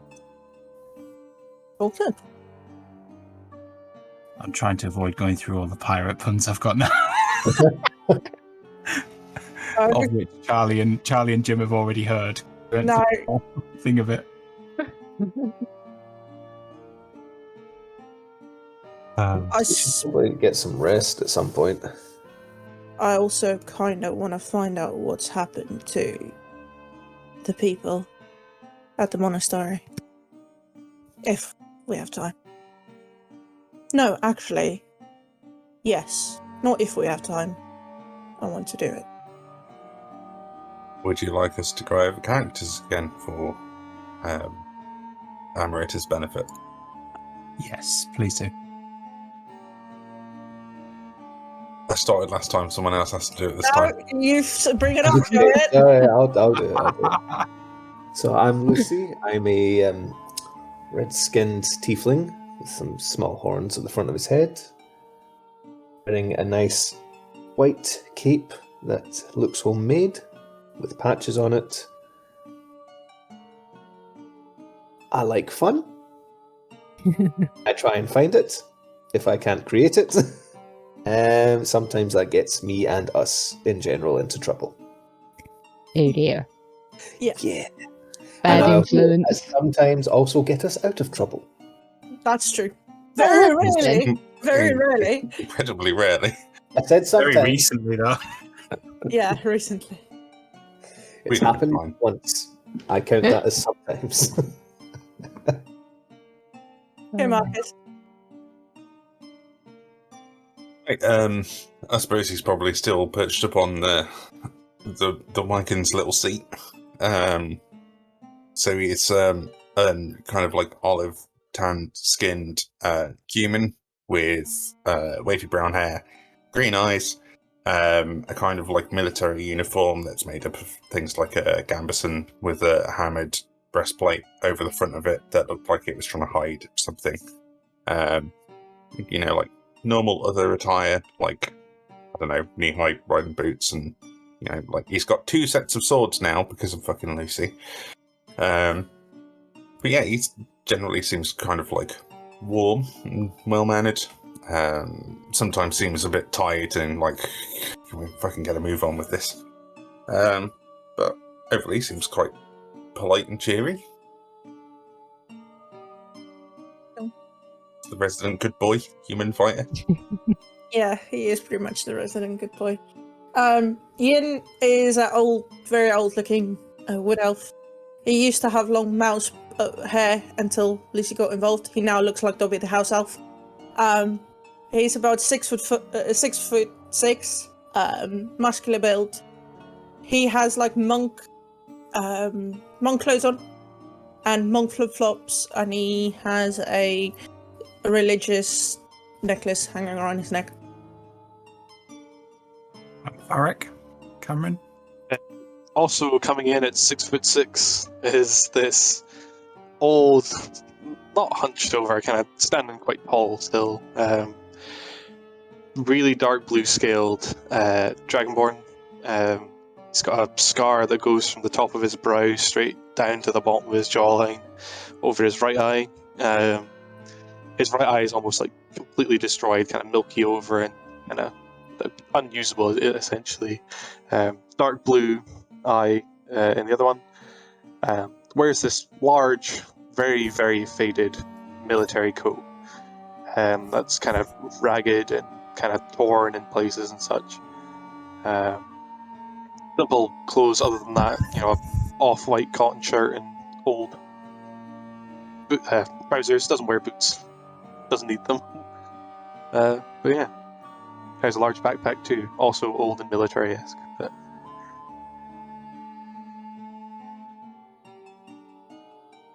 Ooh. And also with the party is Cleo, who has been hired to guide the party through on a mission to retrieve certain items. And also help them find some slavers for the elves in Catan. So he's effectively working for the Elven Council, with a little bit of kind of a request to also help the government in Metataria, both in the Westlands, to discover some slavers that the group encountered, that a band of goblins was selling slaves to some gnolls. The gnolls were appearing on the shore from boats with black sails, and there's been a rumour about a black tower appearing on the horizon every now and again. So he's come over with the group. He's quite quiet. Sometimes you forget he's there. Sometimes I forget he's there. Especially last week when I completely... he's a druid. And that's Cleo. I have two separate questions to throw in at this point that are completely unrelated to each other. Okay. But one, is it Jess? You could call me Jess, Jessica, Bess. I'm not fast. I've been called all different kinds of names. Fine, I'll stick with Jess because it sounds like your actual name. Do you have a problem with me smoking while I'm on camera? No, I haven't got any problems. Okay, that's just... Well, we've already established that. I just asked to be polite. Yeah. Because I don't want to cause issues. My fiance has his webcam, so I haven't set up. So maybe next session I'll put the webcam on, but some nights I won't have it on. Some nights I might, depending on how I feel. So that's all fine. The other one is Lucy. Charlie. Hello. Turn your webcam, microphone on. Yeah. Did I ever expressly tell Lucy that Marcus's sister had been taken by the slavers? No. Okay, so nobody else knows that in the group. Only one person knew that, and they've left. Yeah, Fantastic. I think it was only Alicia who you told. Yeah. Okay, so good to know. So, are we all making camp for the night? Yeah. So we have a long rest.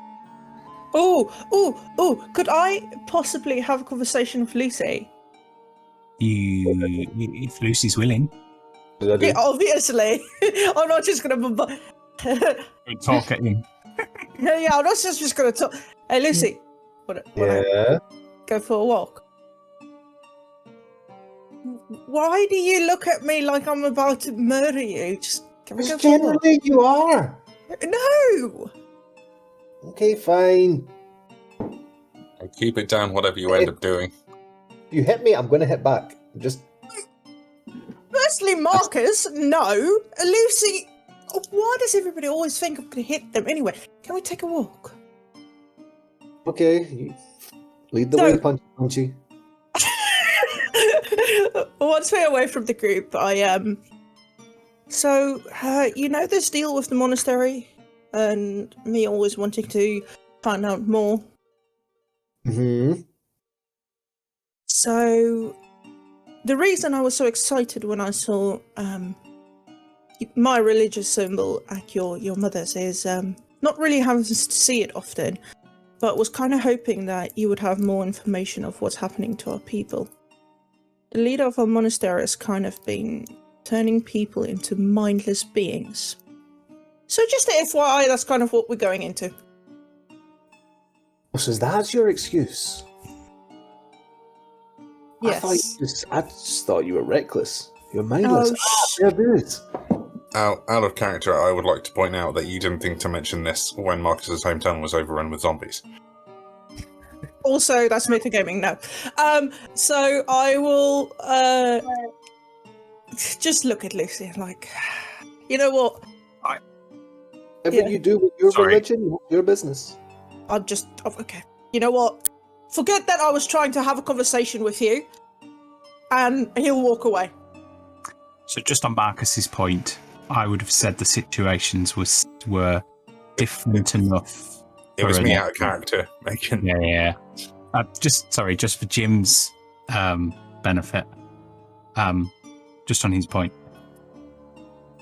it is.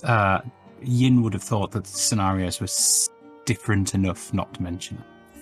Mm. Yeah, he will just be pissed off with Lucy's comment and walk away. Lucy will now remember this and use the conversation as proof that or you just use that conversation. His thoughts will be now that anyone in your religion is just turned into a mindless cult follower. Yeah, you kind of pissed them off. They were going to have a hard time. You just...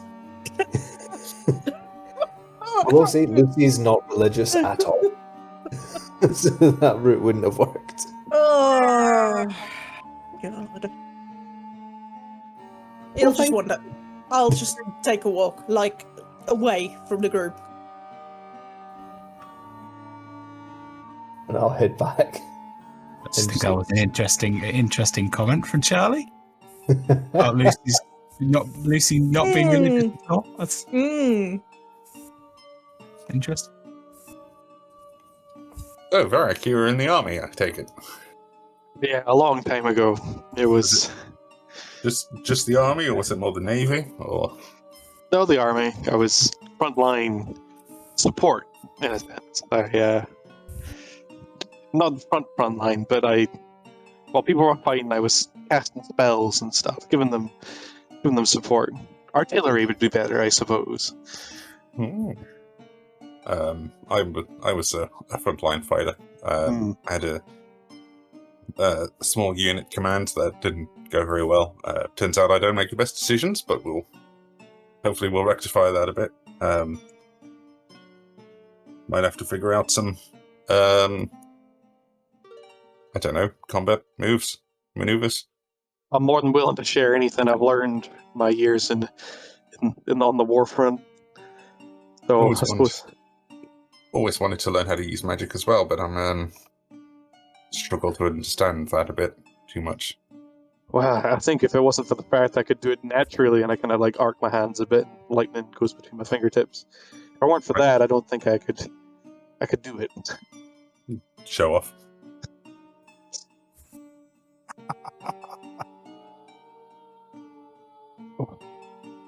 No, I know what it's like to be in command of a group.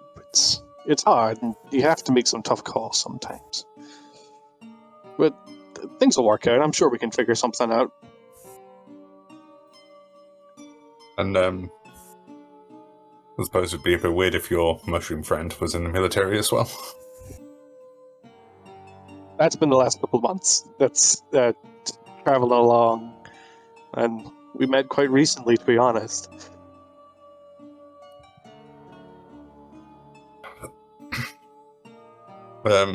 He'll look over at I keep wanting to say Amarita, and be like... Amarita's fine. It's a hard name to pronounce. So do you do magic or something too? Like, what do you? We I guess you can say that. I generally like to play with my mushrooms. I've been travelling so long and I get so tired. As I said before, it's very hard to find the warmth, especially with the cold winters. That's how I found Thingy's pocket. It was so warm. Although he can be so noisy. Yeah. I like a good drink, and I can't deny that. It's the shouting and the ranting that gets so annoying. Look, we've been traveling on the road for a long time. I confide a lot in my travel companions. I'm sorry I go off sometimes. It's too much. It's too much to keep to myself. I guess it's free travel though. Yeah. Gets me to place to place. probably a little faster than your small little mushroom legs would get you. Aye. It was faster while we had our horse and cart, but, well, that's not here with us anymore. Yeah, whose fault is that? It's not mine. I was sober on the road. I don't drink and drive. Responsible. Funny thing is, I don't even know what he did. Oh. Oh. Now that whatever happened, it came out of nowhere. That was just kind of rubbed the back of my head for a half, and it's all kind of dried up now and stuff. But well, yeah, I'll never see Pinocchio on my horse again. But Bit of a weird name for a horse. It's a bit of a strange name for a horse, yeah. long nose, all right, long-nosed horses.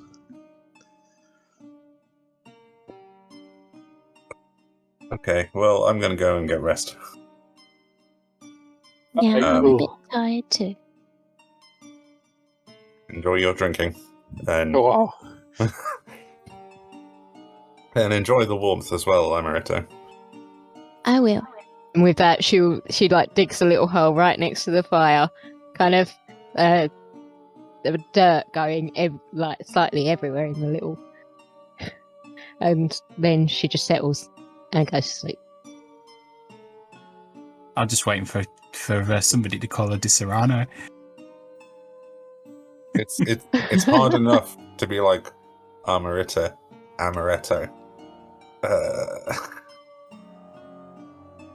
Think of it as Anita, but Amanita. Okay, well, that's good. Amanita. Is it because Ammonite? It's the name of a mushroom. I kind of like searching up different names of mushrooms, and this is the only one that hasn't got a weird name. Revolting Oh. hack name. Oh, some of the names that were given to mushrooms, I'm like, oh my god, what the hell? You could have given her a northern accent and called her flat cap. Yeah, I could do. Oh. So, cool. Any more conversations people want to have, or are you going to have a drink and retire for the evening? Bite to eat. Just before Lucy falls asleep, he'll just... Anita, I'll try not to eat her.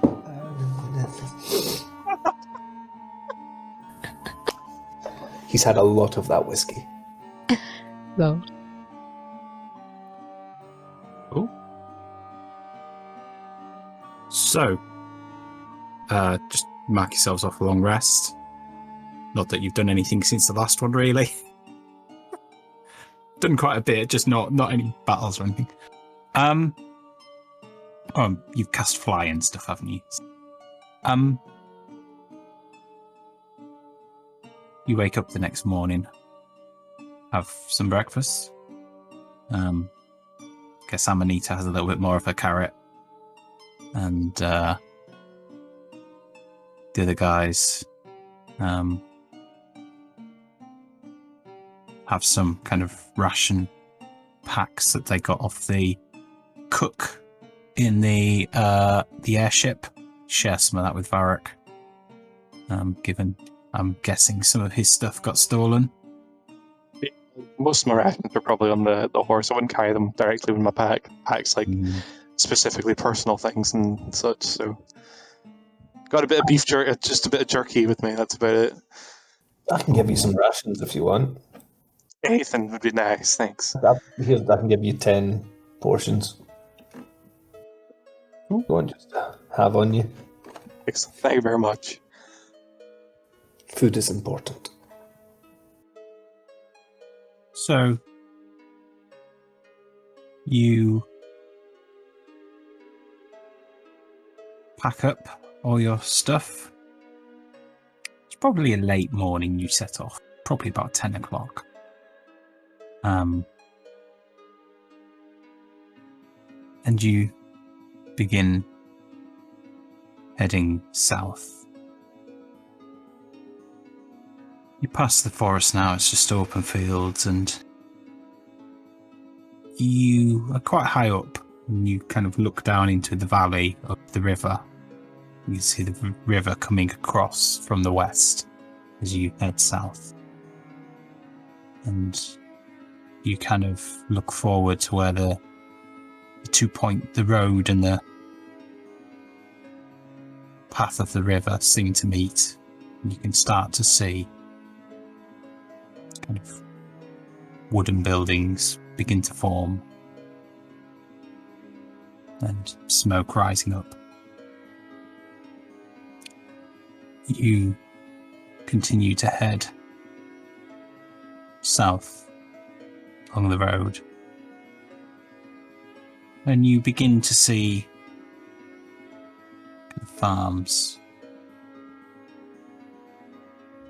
the odd kind of guardhouse that's not really got anybody in it, probably from days past.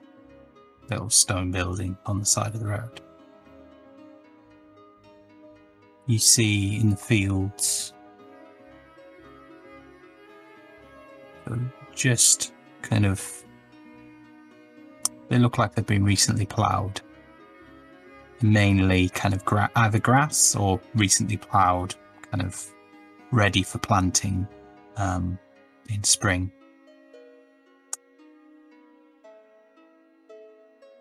You reach the outskirts of the town, and the road and the river meet just before you enter by a mill with a water wheel.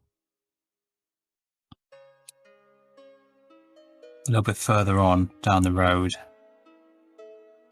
you see a boat maker's, and kind of you look down the river and you can see it opens out into a massive lake. As you get a little bit further into the town, you see there's a pub, the Dam Inn. You see bait shops, a farm for bait as well. So there's a bait shop, and then next to that is like what they call a bait farm. It just seems to be like making insect, like you see like ant farms and wormeries and things like that. Just, and then kind of a little stream that's diverted from the river, and you can see kind of it's sectioned off into with like iron grates to kind of keep like quite fine iron grates, like a mesh to keep like different types of fish small fish that you would use for bait as well. There's a tackle and rod shop as well. You can see that fishing is quite a big business in this area. On the far end of the town, there's a crossroads that you can kind of see. The road that you're on kind of takes you to the lake edge. You can see over the lake. Further down, if you continue around the the lake, you can see a large house, which actually has 2 guards posted outside. Further, as you look across the lake, kind of probably around about here on the map, you can see a large, what looks like a mansion. Looks quite an old stone building, made of like a white, off-white stone, with a number of pillars as well. Not quite like the White House, but that's those sorts of pillars, if you know what I mean. There's pillars around the outside, on part of the building, keeping like the roof up, but down each side. But it's not quite like the Parthenon either. It's just is what it is. A number of large windows in that house as well. You get the feeling it gives you some sort of you get the feeling it's fairly important building. But there doesn't seem to be much kind of around it. There doesn't seem to, from what you could see, there doesn't look as there's any traffic going to or from it.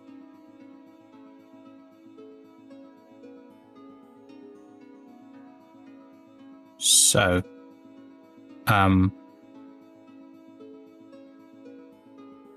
what would you like to do? We're gonna end soon. What would you like to do? Anything? I think I know where someone will be going. The tavern sounds very nice. Oh yeah. As soon as I see that, I'm off the car. Like, I'll catch up with you guys in a bit and kind of just make. Bear in mind, my one's probably in your pocket as well. So Yeah, I'll probably follow Varric. Probably head to the tavern. Yeah, and we're going to go inside. I mean, yeah. Okay. So Cleo will probably follow you. Jim? Yeah, I mean, it's always a decent place to go and get information, isn't it? And I suspect Nell might be listening in, but won't have access to a mic. So let's assume Yinran goes as well. Although that is sometimes a bad combination. So, you all go to the pub. There is a fairly straight-laced fellow, short hair, neat shirt, behind the bar. Human.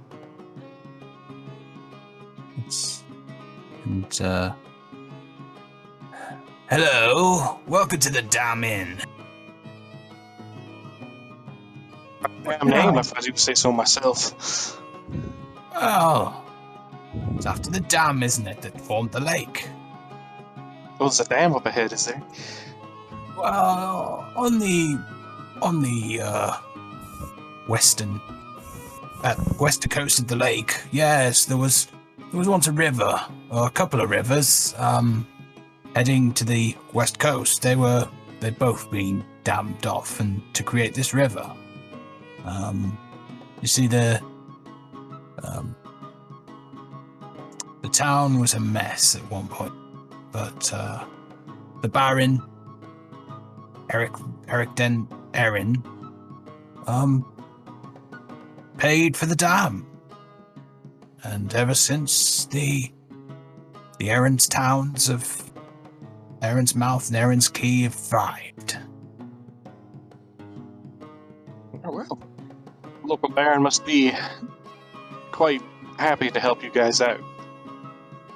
Well, I suspect that Baron's dead. The Erin family are quite secretive. Nobody's seen them in years that I know of. But, you know, they still look after they still look after the town.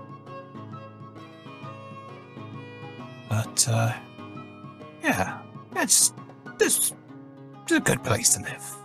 Of course, we're part of the Empire now, and because you now have moved into the Empire of Katan. But things, the Empire, the Emperor's forces know that we run a good ship round here, and they're happy for the Baron's family to keep running the town. So we don't see much of the Empire's forces around here. Of course, they've got to keep a unoccupied piece of land between them and the elven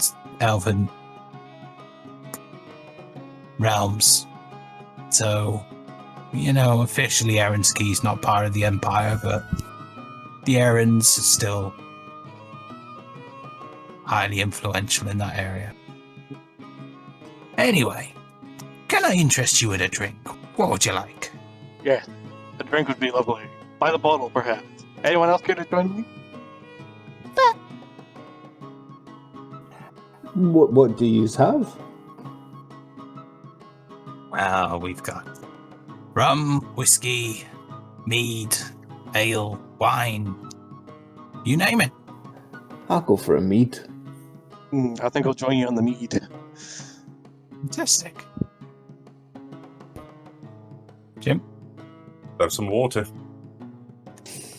Water?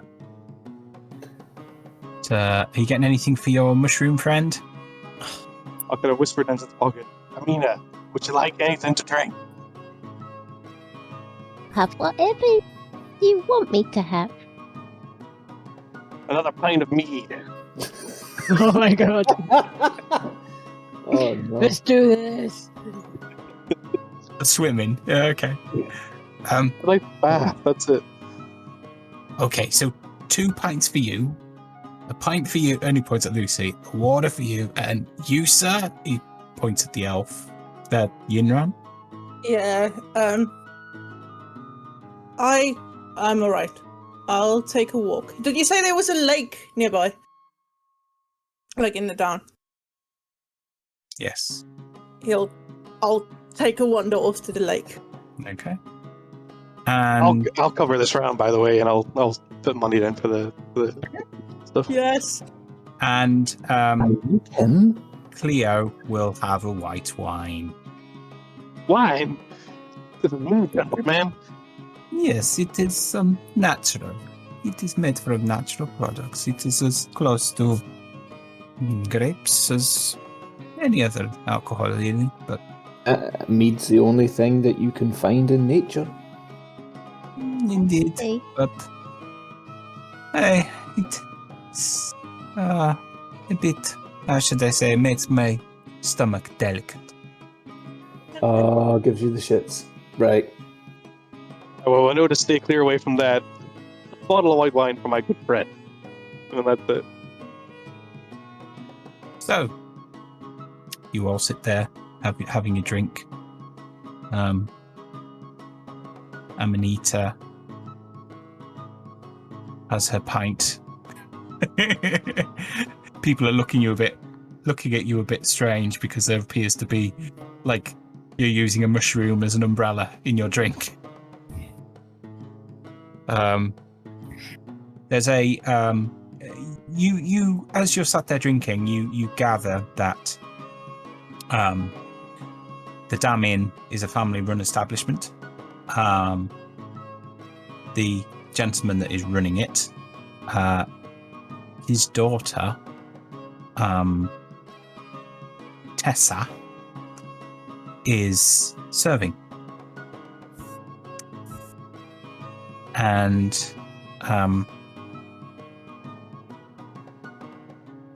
she looks quite pale. She doesn't look well. And she's kind of dressed in this kind of black dress. And it's kind of up to her neck type of thing. And, she's got this like white pinion as well. And there's kind of lace coming up from under the thing and then lace around the bottom. And as time goes on, she just seems to look worse and worse. And suddenly, you just see her collapse in the middle of the bar. And that's where we'll leave it for today. Good spot to stop. We travel and roll, our intentions are